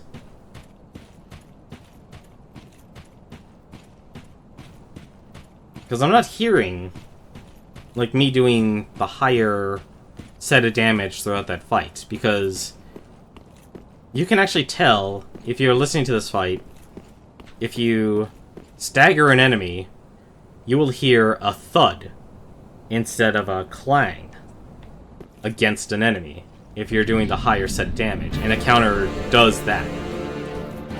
I mean, the only reason why I'm not wearing the Leo's ring is because I'm not able to get a counter on. Now see, that's not a counter. That's not a counter. That's definitely not a counter. I am talking when I should be attacking. There we go. Hi. A lesson has been learned to just maximize vitality and stamina in this game.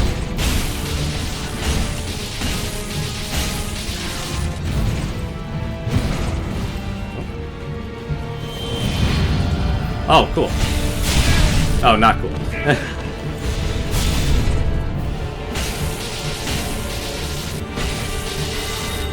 Well, here's the thing. We don't know if poise works. That's the issue. Just need to swing. Thank you.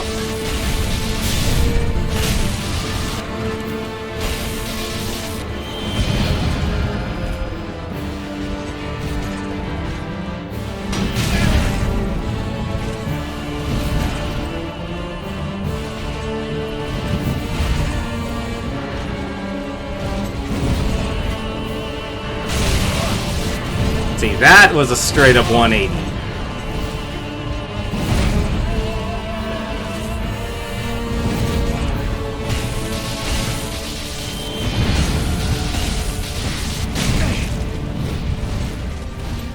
And this is why we're staying away from him now. Actually,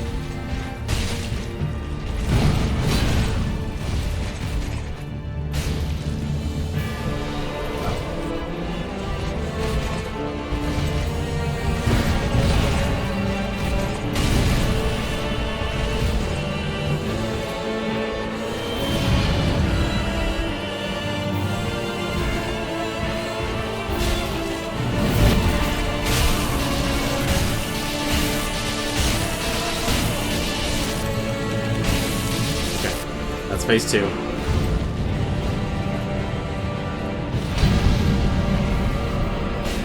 Yep, you can just throw him right off the bat. That is my answer. I'm assuming you can actually hold still. And I actually have my sword, my shield out.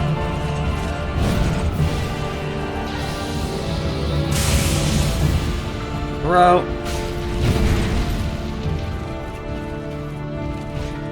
I just pressed the wrong button on that. That's not good. Yeah, I'm not being smart about this. Really not being smart about this.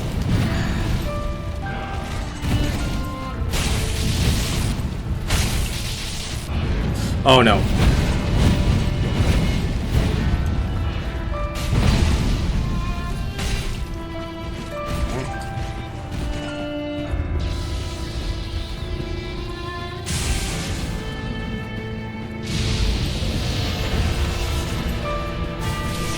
Ah!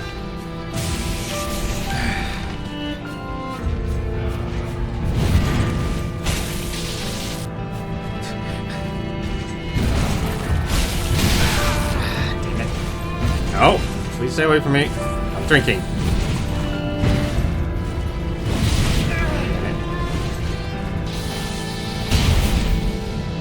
Now I'm just rolling out of fear. Come on. Drink.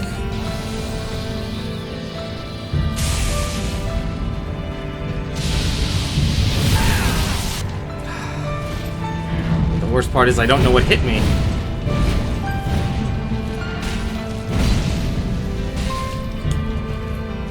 Drink.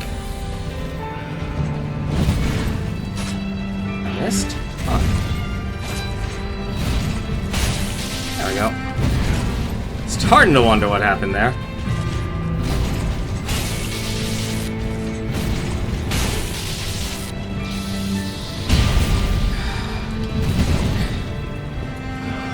Need a break, come on. Let's break some distance here.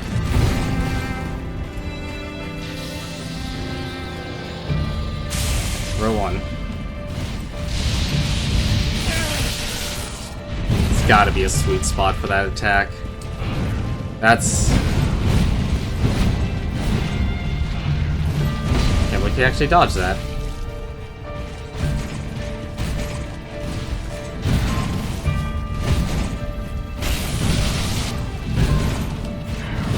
Ah, that sucks. I almost have this. The word almost. Being the key word.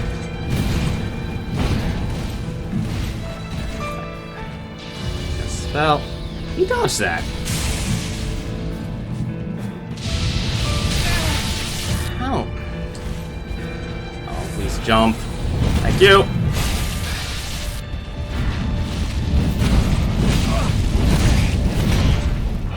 Nope! Ah, damn it. I escaped away from that one.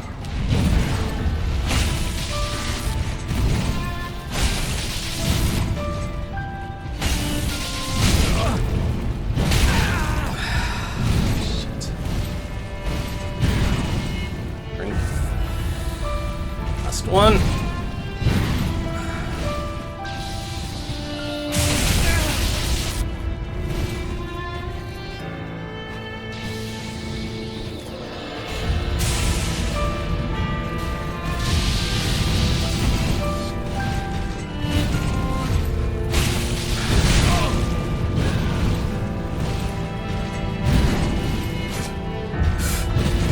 Nope, I need a drink. That's what I need to do right now. It's fine.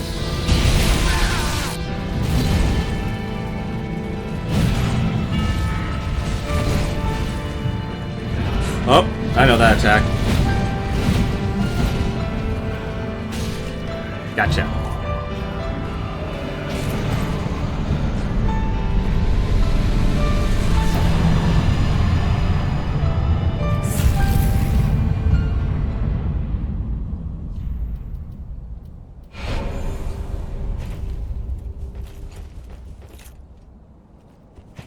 There we go. And that is the soul of the lords. Or the soul of Cinder.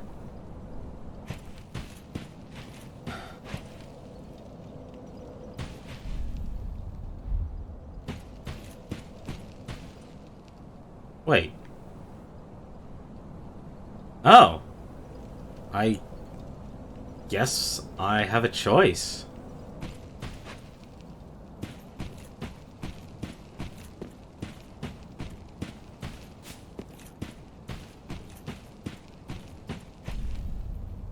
Praise the Lord of Cinder.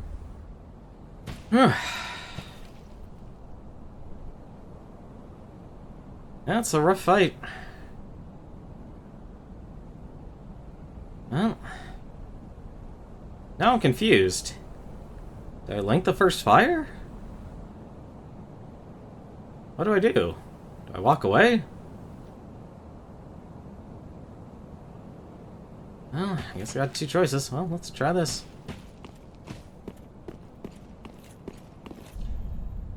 Oh. Okay. I guess this isn't a simple choice of either walking away or not. I guess we actually have to link the first flame.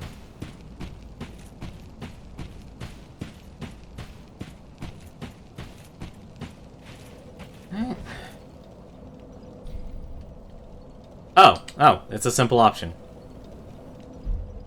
Oh, what? Now I'm confused. No, we don't want to link the first flame. I thought I wanted to send this world into darkness. So what, do I go back and just talk to her?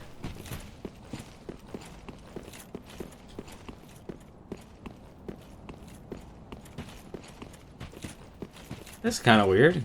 Usually once you beat the final boss, decision is made.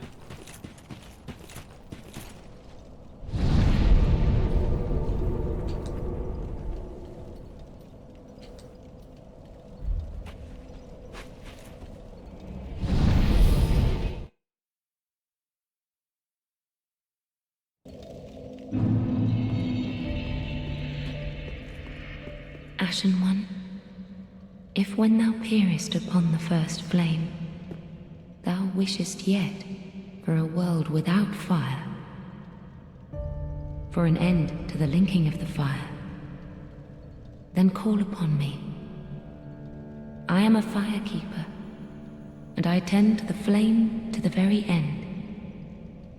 Thou hast given me eyes, and such it was they showed me. Ashen One, if kill me, I will as it has all. Mayst thou thy I'm so confused now. Ashen One, thou wish then call. I am a fire thou hast given. Oh. Mayst thou? Well, how do I call upon her?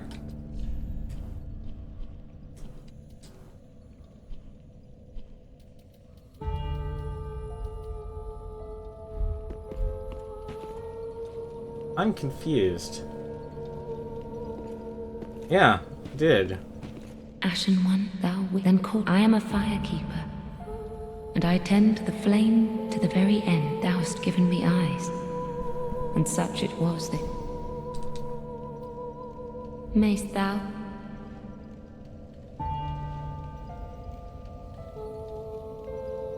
You know what? Yes, I actually. You know what, Laurel? Yes, you can tell me. I'm actually okay with this. Tell me what I have to do. I want to see this ending. This ending has me very intrigued.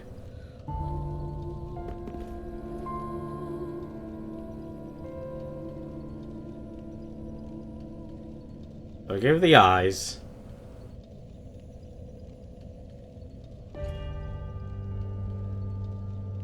Check around the final boss's bonfire one more time. You'll find something weird. Okay. Still into the first flame. Let's go back. I'm surprised, honestly. Like, with Dark Souls 1 and 2, it was literally a decision of walking in and out. Find something strange. Alright, let's look for something strange. You need to summon her. Ah! Okay, so there'll probably be a sigil. Or a marking somewhere.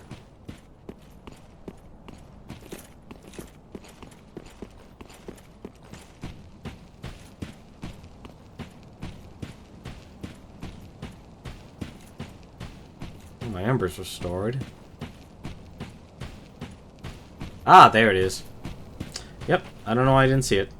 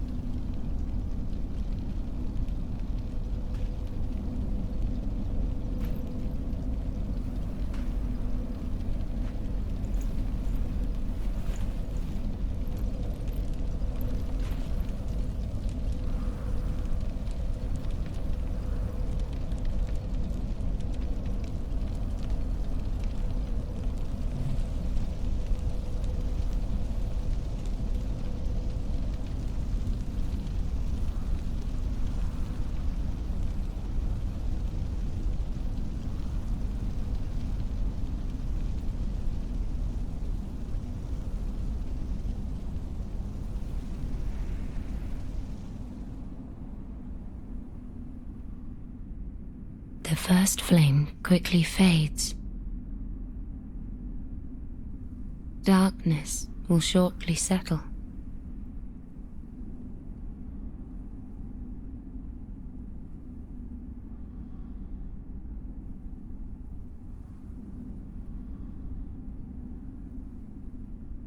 But one day, tiny flames will dance across the darkness.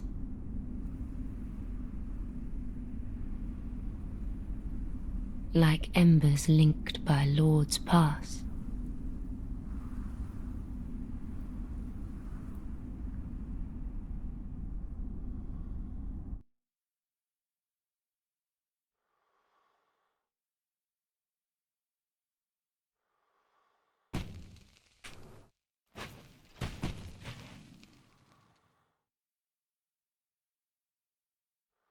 Ashen One, hearest thou my voice still?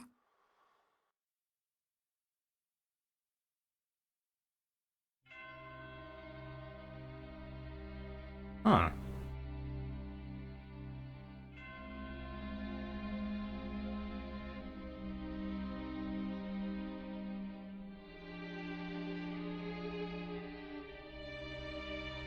And that is Dark Souls 3. I did notice one thing. I had control of my character the last second. I could... The next time I beat this game, what I'm gonna have to do, the only thing I can do is attack her.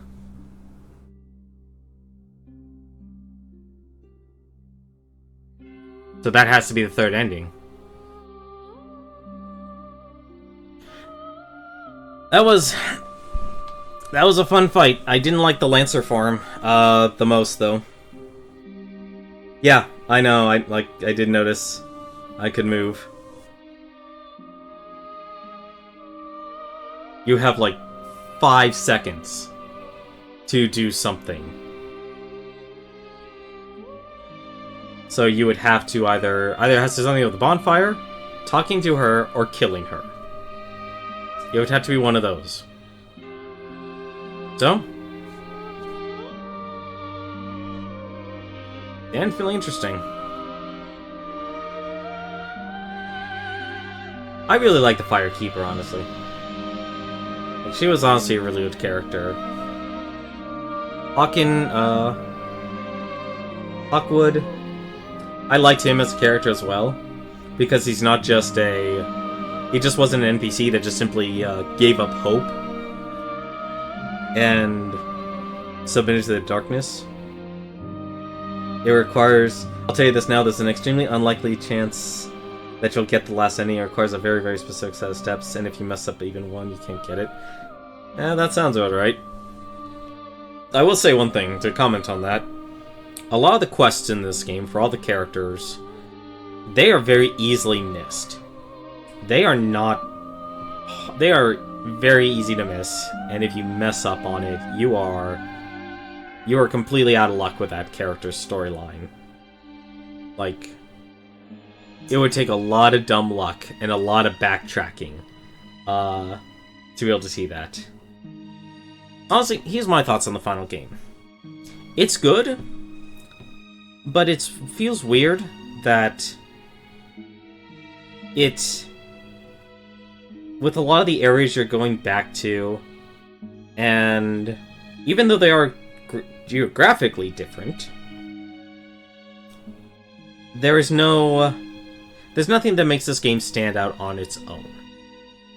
This is probably, honestly, the most... I can't believe I'm actually about to say this. This actually might be the easiest of the Dark Souls games. There were no traps. There were no labyrinths. There was no, like, Sen's Fortress. There was no, I guess you would say, there were extra zones.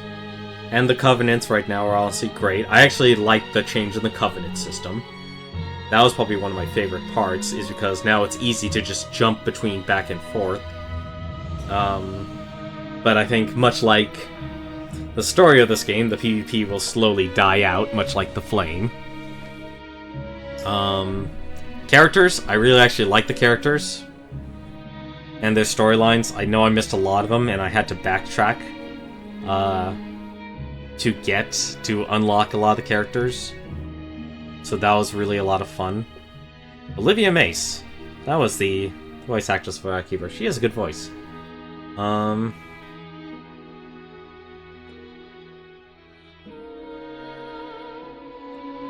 See, and it's hard for me to say that, honestly, in retrospect to Dark Souls 1. Because I've played through Dark Souls so many times, it's very difficult for me to truly remember my experience. I remember obviously fighting Gwyn, because I had to do something very unique to get through that area. But in terms of the bosses, aside from... like, even when I figured out Ornstein and Smog, because I had to go through that game myself, I had no ability to summon others during the time I played Dark Souls 1. I was able to figure it out. Like, Gwyn, honestly, to me, in Dark Souls 1, was actually probably the biggest wall I had in that game.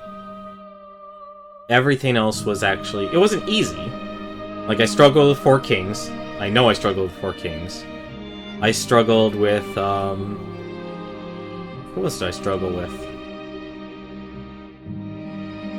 No, actually, it's really 4 Kings. That was really, like, the big wall, for me. But Ithril's an easy area to go through if you're patient. That's what I learned about Ithril of the Boreal Valley. Let's actually go with the areas. Lothric itself. The first part of Lothric. Very, honestly, died quite a few times. Very, obviously shambling corpses everywhere and stuff, so it feels like trash. Actually, that's another thing about the game. It wasn't really until... what area was that? What area? It was only until actually the second half of Lothric Castle that I really actually felt like I stopped fighting trash mobs. And I really started actually fighting characters, even though most of the characters there were actually human. Ithril, I probably would say, would be the other area. Capra Demon did give me a hard time as well.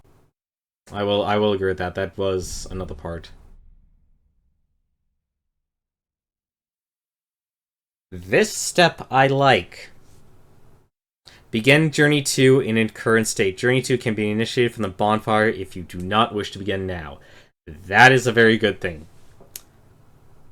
No. Let's actually select no on that.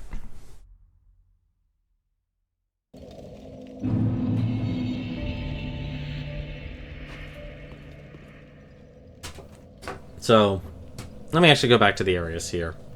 While the music here is playing. So Lothric, good. It was a good foundation to set up. Then we had... what was the next area after that? It was Undead Settlement. Undead Settlement kind of felt like the same thing. I definitely had that, if anything, to me, was probably the most frustrating part about that game. Of this game, in terms of going through the area, simply because of the giant archer. How he was throwing those gigantic spears at me. That was honestly the most frustrating part. I didn't see another way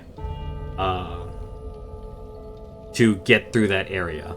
I only had that one way, so that to me was very difficult. I had a very difficult time with the Great Wood, and the reason for that was, and this is kind of a critique of all the bosses of this game, is a lot of the bosses in this game, you don't get to really rely on the auto-targeting system. So, when you're targeting an enemy like the Great Wood, the only thing it gave you was his torso. Using a spear in this game felt very subpar. to speak about this Lancer build specifically. Let me jump to that just for a second. The Lance feels... It was honestly in that ugly middle ground. It wasn't fast enough, but at the same time, it didn't give me the high damage that warranted. Now, there was some major plus sides to using the spear. The plus side obviously being I could actually block and attack at the same time. So that was actually a major benefit to going through some of the areas. Then let me jump to Fair and Keep, because that's actually where I went next. Fair and Keep, the demons there weren't so bad. Going, like, actually navigating through that area actually was a lot kinder than, say, going through Blighttown or going through, I remember trying to remember the poison area. I think it was the sewers in Dark Souls 2. No, not the sewers. Oh yeah, the sewers, and also the windmill area where you fight the snake demon in Dark Souls 2. I had a really difficult time with that simply because I didn't drain the poison though, but that was my fault, not... That was something I could have changed in the environment to actually make that fight a whole lot easier instead of rolling around in the muck just to dodge everything. So, Fair and Keep, I'd say was pretty easy compared to the other poisonous areas, but definitely still a lot of stuff there. Had a lot of fun there. That's when I actually started doing the co-op in this game. As for Lords of Cinder himself, I'll definitely say for a lot of the bosses, if I didn't have an NPC with me, I would have a very difficult time. Like, even more so beating those bosses, especially early on, because I couldn't upgrade my lance or my spear at all. So that to me was actually a very, very handy. Like, I actually do enjoy that they put a lot of those NPCs in the game for players to actually utilize more. It's not... You still have to be alive to use them, but I feel that they're there more consistently than, say, Dark Souls or Dark Souls 2, where it's more of... You have to do a quest line, and you have to be alive. This one you do to a point. You do have to be alive, obviously, and for some areas, for some people, you have to do their quest line. But there's a lot of NPCs that don't actually have a quest line, and yet they'll still offer their aid. Yeah, NPCs are definitely gonna aid this game when less people play this game, and kind of move on to different games. So that's Fair and Keep. Catacombs, I definitely had a hard time with that area. I definitely got destroyed in that area too. I think it was only until Wolnir. Once I figured out Wolnir, that made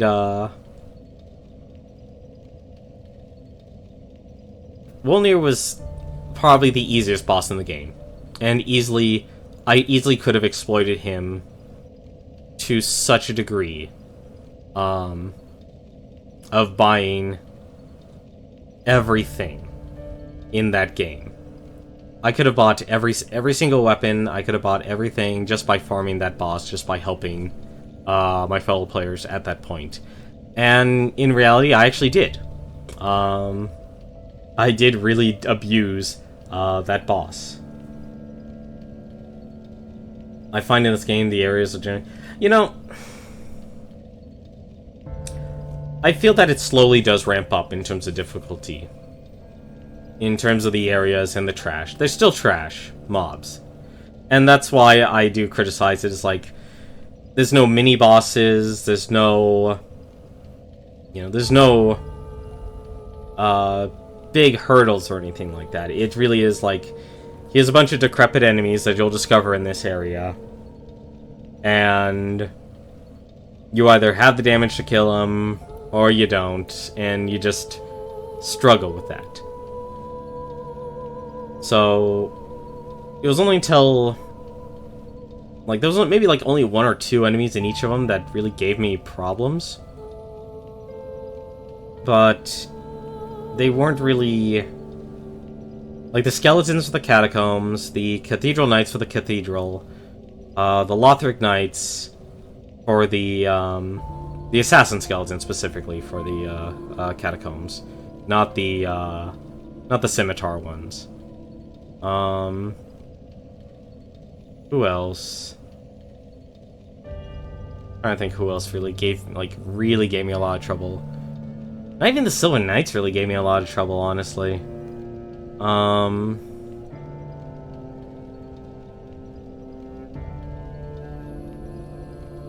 Yeah, like, honestly, those are the guys, like, in terms of straight up fighting.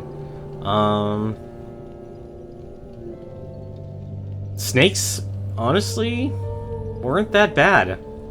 They were heavy hitters. The dogs... See, this was one of the benefits of me using the lance. I was able to just simply block their attacks and then just attack. So I really didn't have trouble in... Okay, no, the dogs in Ithral. If you fight the dog on the bridge, that's a hard fight because there's no place for you to really dodge, roll out of. When I finally fought the first dog, again in the swamp area of Ithral, that became doable. It took me a couple tries, but now that I had the terrain advantage and I was actually able to roll out of his attacks, that became a lot more doable. I wish I had a fire attack instead of a lightning attack, but I was actually able to kill him. As for the 2 dogs by the Covenant, oh,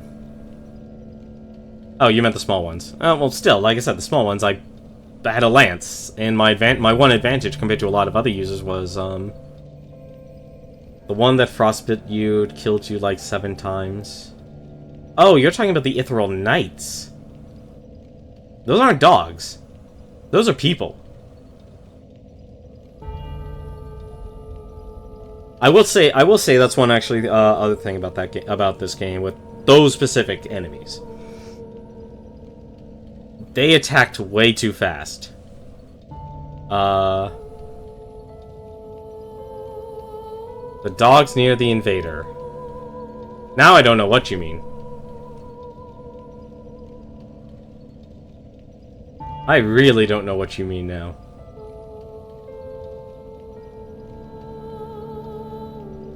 With the ghost sorcerers shooting at you. Ghost sorcerers? I am literally drawing a blank on this one.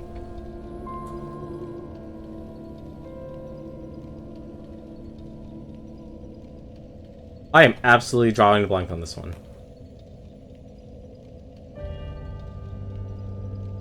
You'll have to give me a timestamp, because I am not remembering that one. Oh, wait, no. Okay, no, I remember now. I remember now. It was the, It was that cleric with the claws. You're right, I did die a lot there. But that was me just being very headstrong.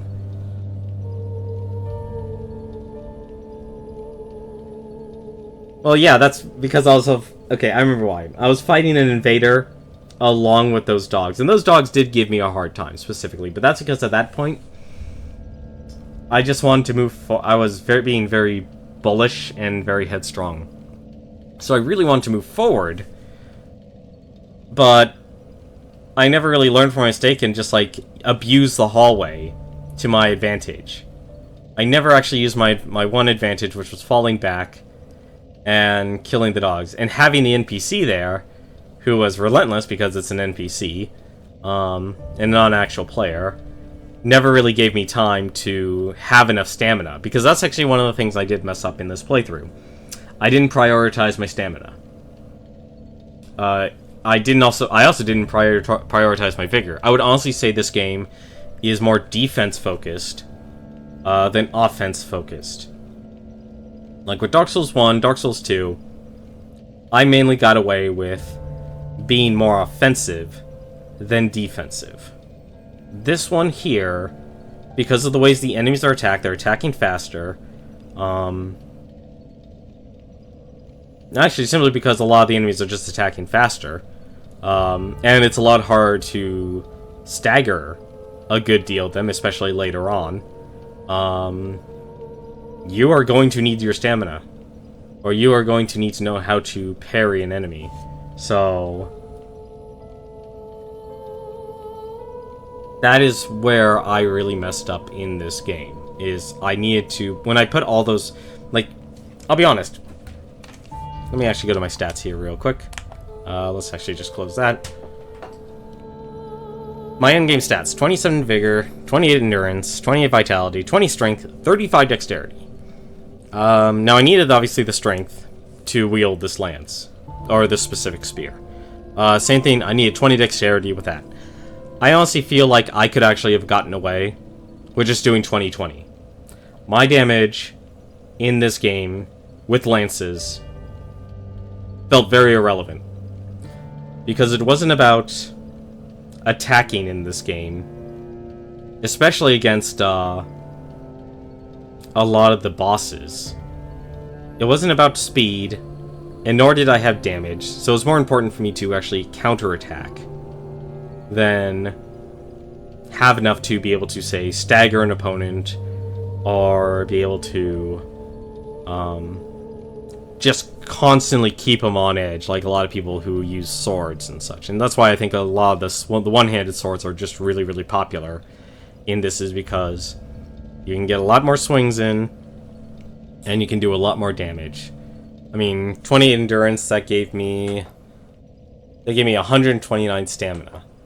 Now that's a lot, actually, but that wasn't the cap. That's nowhere near the cap. I could easily take in 15 levels and put them into endurance, and I still would have been good. Vitality, I gotta be honest, I really did it more out of fashion souls. This is actually the first time I ever put that many points into vitality.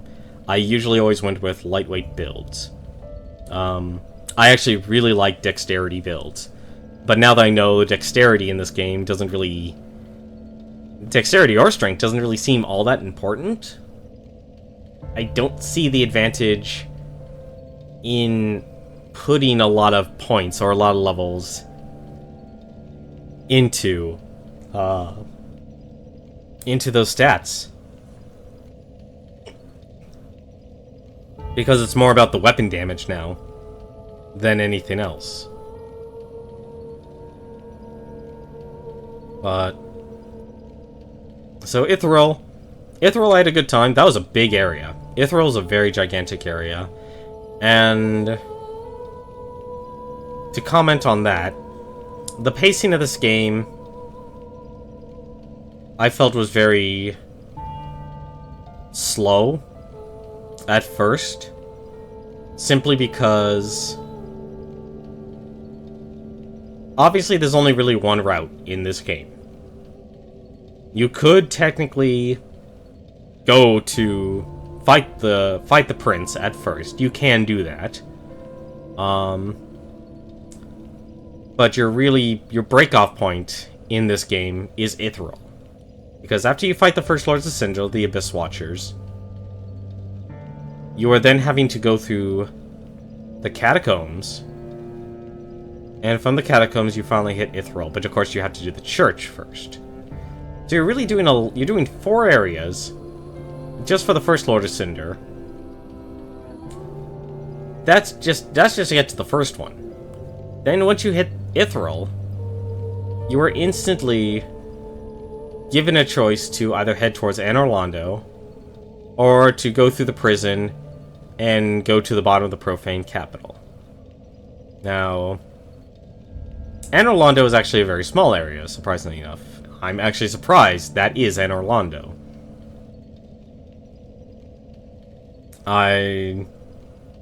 There are very few mobs. You literally just go straight to the boss. I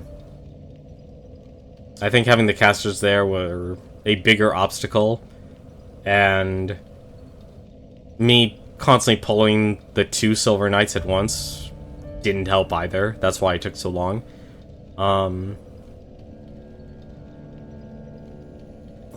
Hang on, I actually need some water here. But the boss there, the God Eater.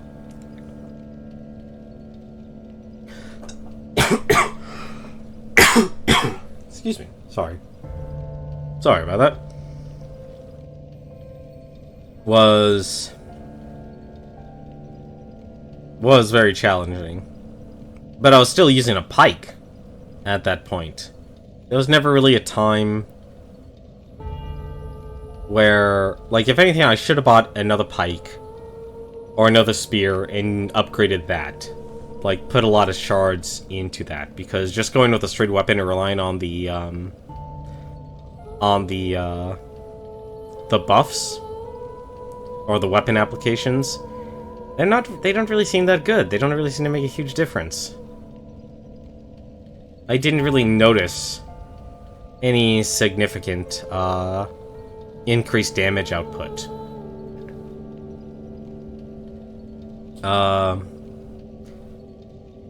Let's see here. Then we have Yorn, the giant. That's a gimmick fight. That is very much a gimmick fight. That was fun. I'll be honest, actually, for both Yorm and the dragon, I had a fun time. I like those fights. I'm using Karthus Flame, Arc, and holy crap, the damage is real. Using the bleed. Wait, Karthus Flame Arc? Is that a spell?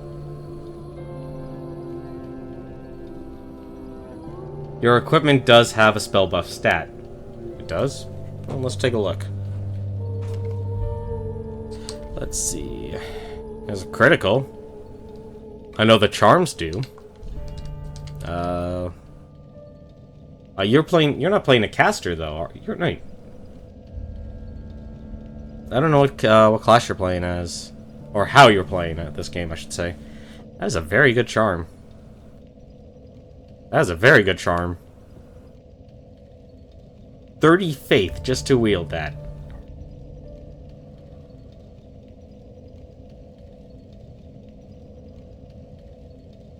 I'm only using the pyromancy for the buff. Okay, but you're using pyromancy. I literally went... I play this game purely physical. That's actually how I really like to play these games, more or less. Me using all those kukri and bombs. Check your pyromancy glove stats. Okay. Well, I don't have that yet, so let's take a look here. Oh, that's cool. Begin Journey 2. So you actually can go around and... That's not where I want to go.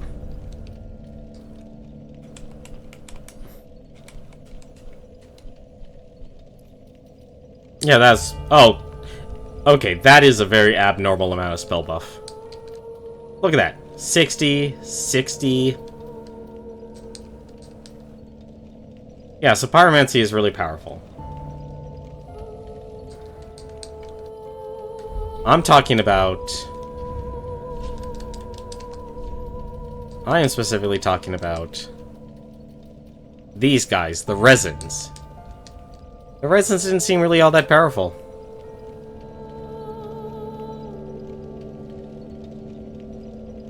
So I really didn't notice a staggering difference between the two. I will say, going back real quick, Anor Londo, kind of amazing to tread back to, and that's kind of where I started to feel like the game was just really doing like a greatest hits. Like, you remember, you enjoyed Dark Souls 1, you loved Dark Souls 1. Here's Anor Londo. So they really gave Anor Londo a, you know, like a greatest hits, and the same thing once you went to the Profane Capital. You could not help but, I honestly could not help but feel like, okay, I'm in Lost Isolate. I was wrong, but I was actually, it honestly, okay, in retrospect, it's like it kind of felt like I was in the kiln of the First Flame, which apparently I wasn't. But I guess the area could always change. So you could always find a different, so that area was very very overwhelming. Like, that was a gimmick fight. I really enjoyed the area, honestly. It was actually very short. Now there's an area that is Lost Isles. No, I did go to all the areas in this game. During the backtracking stream, I did go where the old demon was. So I did actually go there. And that's why I said I was wrong in the Profane Capital being Lost Izalith, because right before Woldnir, yep, I went to Smoldering Lake. I did that during the backtracking stream. So you can watch me watch me go through that area. That was definitely a little bit of a labyrinth there. So I did go back through that entire area during the backtracking, because I didn't want to miss. I wanted to minimize how many things I wanted to miss. No, it's no problem. You don't have to worry about missing any sort of streams or anything like that. And dude, I was really sick for the last 2 weeks too. So don't worry about that. When it comes to live streaming, you watch what you can. You don't have to actually watch everything. Well, let's see here. So, went through Yorm, went through Anowando. So those are the 2 branching paths you had. Then it quickly brought itself back together. Instantly taking you back to Lothric. And that's when you hit the second part of Lothric. And that's where the enemies really start hitting a lot harder. So they weren't really attacking fast, they were just hitting a lot harder. But I went to the garden area. Overall, that actually wasn't bad. I really abused... Honestly, if anything, the one item I probably abused the most, aside from the kukri, was the fire bombs. Because once I learned all those enemies were being paralyzed to fire, I would honestly say fire and lightning are probably your 2 best elements in this game. If there's a dog, or is there a dog or someone in like cloth armor, just use fire. Or one of those one of those like black parasites. That's one thing I feel like this game missed, is that they didn't explain those. With the Eodex Gundyr and all those enemies, like, being black and, like, having those black parasites in them, even the dragons, it wasn't explained. Like, I could miss it, but I really doubt Sirius, the Sunless, would tell me about that. Yeah, those parasites or corruption, whatever you want to call it. Like, that was a really great introduction, but they didn't really play off of it. Like, it never got explained, and it wasn't inconsistent in its use, it was just so very rare that it didn't, like, I would have expected this game to slowly, it had the theming right. It slowly became more dark, but it didn't show more corrupted enemies. Like, obviously you saw them in the garden, and I went through that very, more or less very easily. I had a lot of trouble with the Cathedral Knights, because those Cathedral Knights hit even harder. So that was a 2.0 version of them. Osirius, the dragon, that was a good fight. That was also very creepy with the baby, but that never really got explained in depth either. Neither through his items. I feel like there's a lot of explanation. Obviously, Dark Souls always leave a lot of explanation out. But usually you can stumble upon that information either through other characters or by talking to other characters. So, there's a lot of things I would have liked explained that didn't get explained. Like, I liked that the darkness was explained. I liked that the Dark Firelink Shrine was actually explained by, Ludeth. So that was explained, which was good. You know, that area there, that Firelink Shrine, was very unsettling.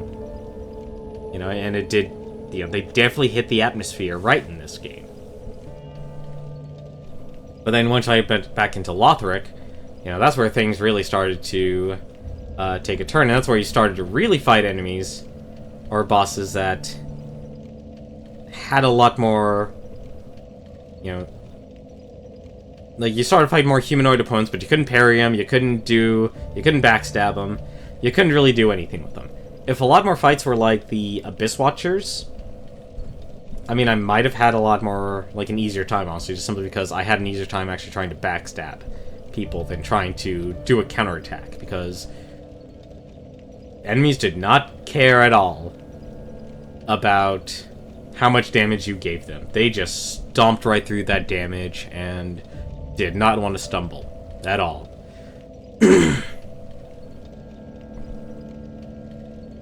But even Lothric, honestly, the Twin Princes, I had an easier time.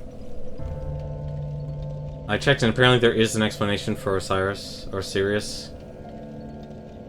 I don't know how anyone found that, but okay. So there actually was an explanation. I must have missed it then. Then again, this is the first time playthrough. Even the Twin Princes, that was a good fight. That was a hard fight, but it was a very fair fight. And then finally, once I got that done, the only thing, I did the backtracking, so obviously I had to do a couple of the bosses. Smoldering Lake, definitely, once I had all the health and stamina, I mainly died simply due to sheer cockiness or carelessness. But that was because at that point I was already, I mean, I had the lightning spear and such. You know, if there's anything that actually really told me it's like I wasn't ready, it was the Nameless King when I fought him the first time. But I was still able to go through the dragon area with very little issues. Like, that area to me was actually probably my favorite area, simply because I really do like dragons as a mythical creature. You know, obviously I fought more snakemen than dragons. But in terms of challenge, I'd say that was probably actually the best. That definitely was the best area to go into, because there wasn't any sort of. I wish honestly, that area, I wish actually there was probably more traps. If there's an area that actually could have used more traps, it would have been at that area. That could have been more Sen's Fortress-like. But I think the reason why I liked it probably the most as a first-time playthrough was because I was doing a Lancer theme. I really enjoyed the dragons, where I could do something like this. I can actually take off all my armor, and then, well, become a dragon.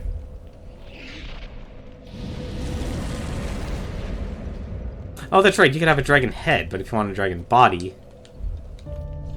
you'd have to take off all your armor.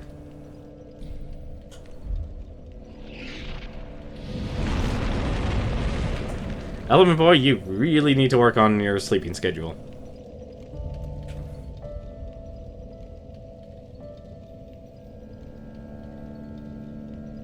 Like, you know, obviously the downside about dragons, though, you can't equip anything. You're stuck. And that leaves you with no armor. Look how much defense you have. It's a negative absorption. You are taking way too much damage.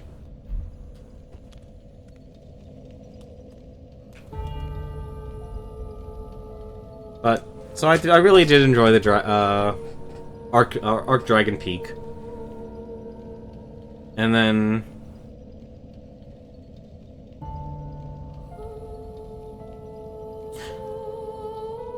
I could have sworn I did that in the same stream. I guess I didn't. Yes, you can become a dragon just like all the others. like all the other Dark Souls. You've always been able to become a dragon in the Dark Souls series.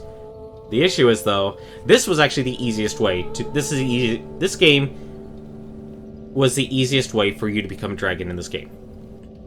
Just simply doing Archdragon Peak gave you the ability to become a dragon. The advanced form of the dragon was related to Hawkwood.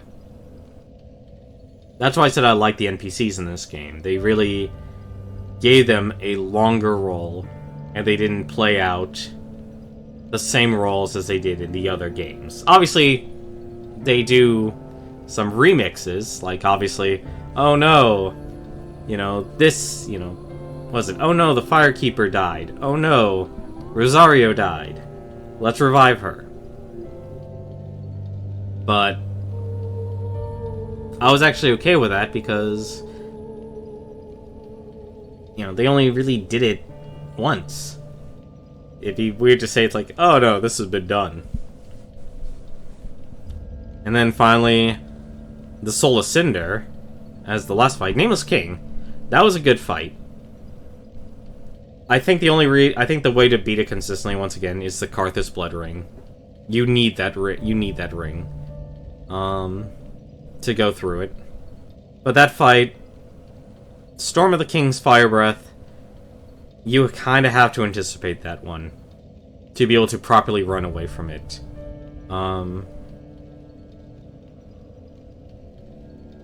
Grand Archives, let me actually go back because I missed the Grand Archives completely in Lothric. That area was very short, honestly. I had a lot of trouble with the Crystal Sage that was there. So that's where the other Crystal Sage was. And once again, another Ethereal Beast, or an Ethereal Knight. Just another extremely fast attacking enemy that was almost impossible to parry.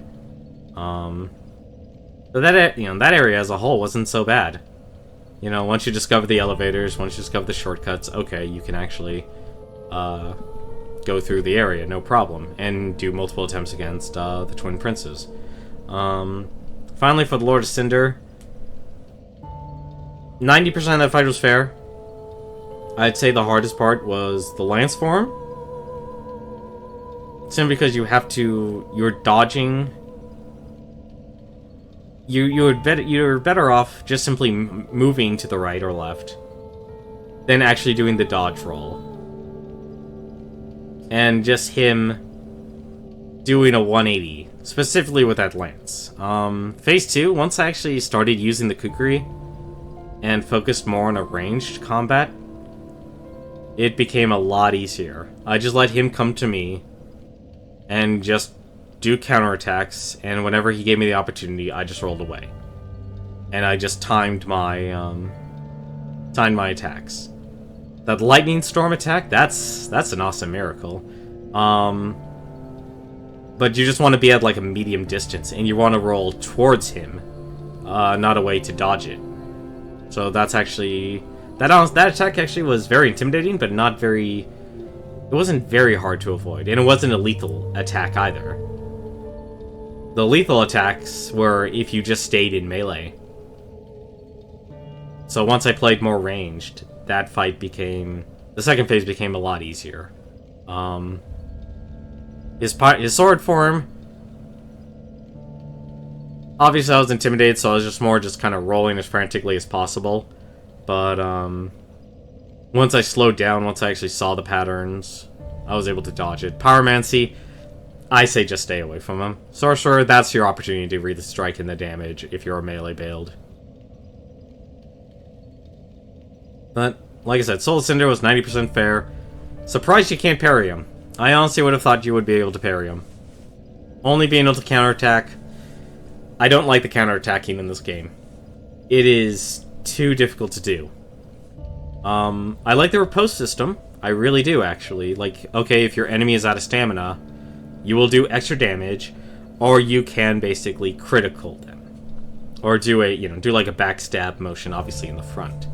There was a lot I actually really did like about the changes in combat that would make things PvP a lot more unique. But not being able to do them against bosses, kinda sucked. Actually, no, against the Soul of Cinder, that sucked. I was actually able to do that against the Nameless King, which is very surprising. But since I think a lot of people are going through this game using the swords, they'll have a much easier time going through this game than compared to, say, using the lances. The lances just don't have an attack range. You know, it has the horizontal range, but it doesn't have the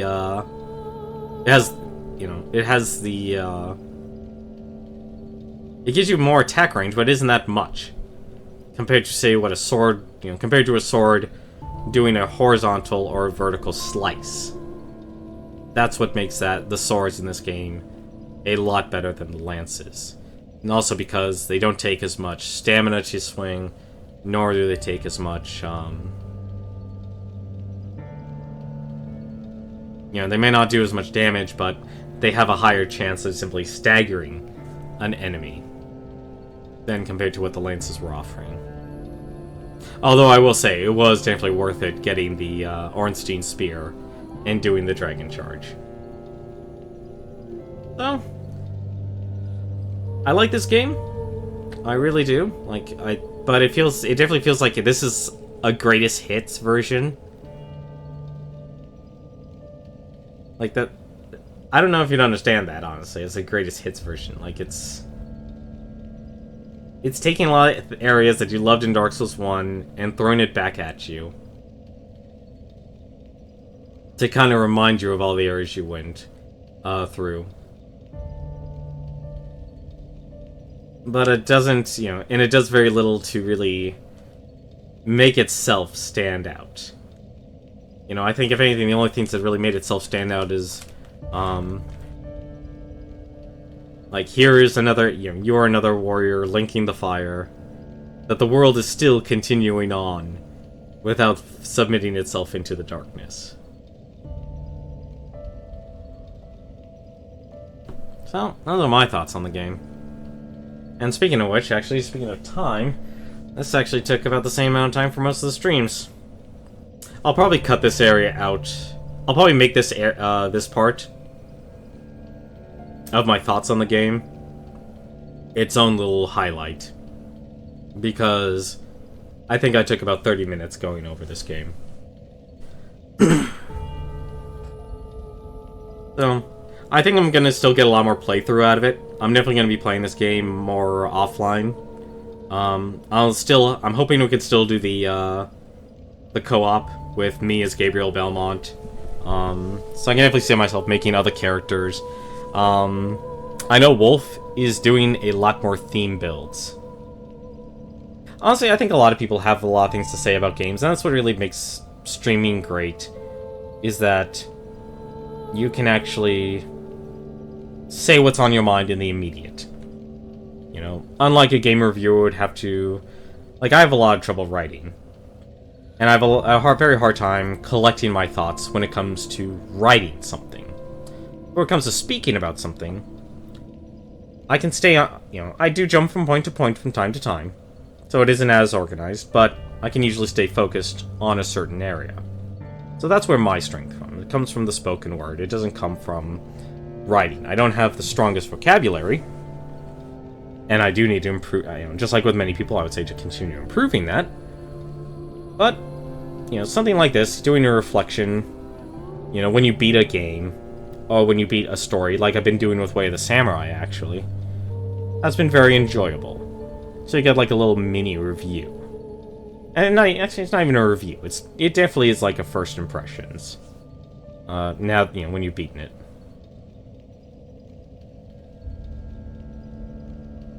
Always beware of that, Lahara. Let me actually say something about that. Just because something sounds very formal speaking does not make it intelligent. And there is something that you must always be wary about. Whether you're watching like a YouTube video or reading a review, you need to always be wary of what you read and what you hear. It may sound intelligent, it may sound coherent, But then we have something more importantly, it's called facts in research. Someone like Vati Vidya, for example. That is a person I would trust in terms of intelligence when it comes to Dark Souls. He does the research. There are thousands of people who construct that wiki for Dark Souls. Or actually, it could be a couple of people, honestly. It actually doesn't seem like it's only a couple of people. That actually really take the time and do the research. What you're really getting from me is something very equivalent to probably the worst type of content, and yet at the same time, one of the most popular content on YouTube, which are reaction videos. Because people love reactions. People like hearing what they have to say in the heat of the moment. In that moment.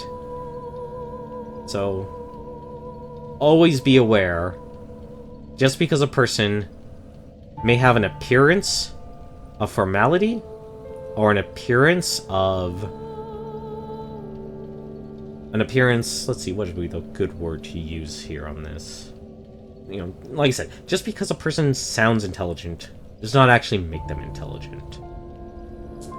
I'll be honest, I am not the smartest person in the box. I go by a motto, or a proverb my brother has told me, and it sticks with me to this day. I'm actually trying to remember the proverb here now, because I'm actually nervous. I know that I do not know, and that is what makes me wise. That is something I'm always live by, and that is the reason why I'm always asking questions for two reasons. Either I simply don't know, or I want to learn. I give the benefit of the doubt when it comes to asking questions of people. I never want to assume what I read from what a person simply types. If I may say so, all your opinions of the game are not based on fair bias, but was based on fair judgment experience.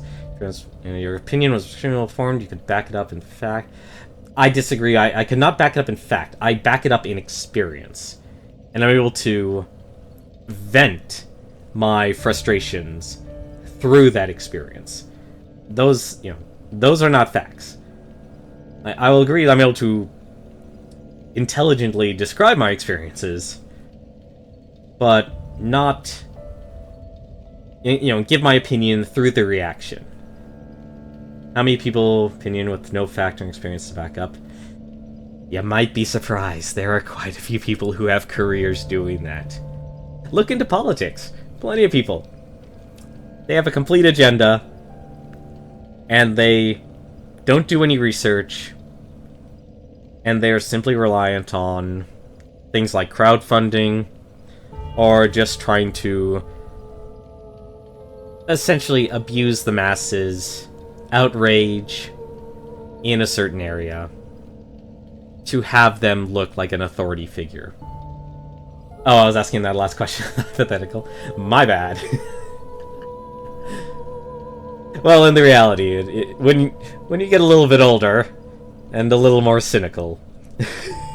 I was a philosophy major, so I'm... Oh, so you actually know philosophy is math, so you would actually be able to deconstruct my arguments and my reasoning just as well as other people that I've gotten to know, like Otto, Raynar. Wait, is it Raynar or Raynar? Oh my god, he's going to kill me again.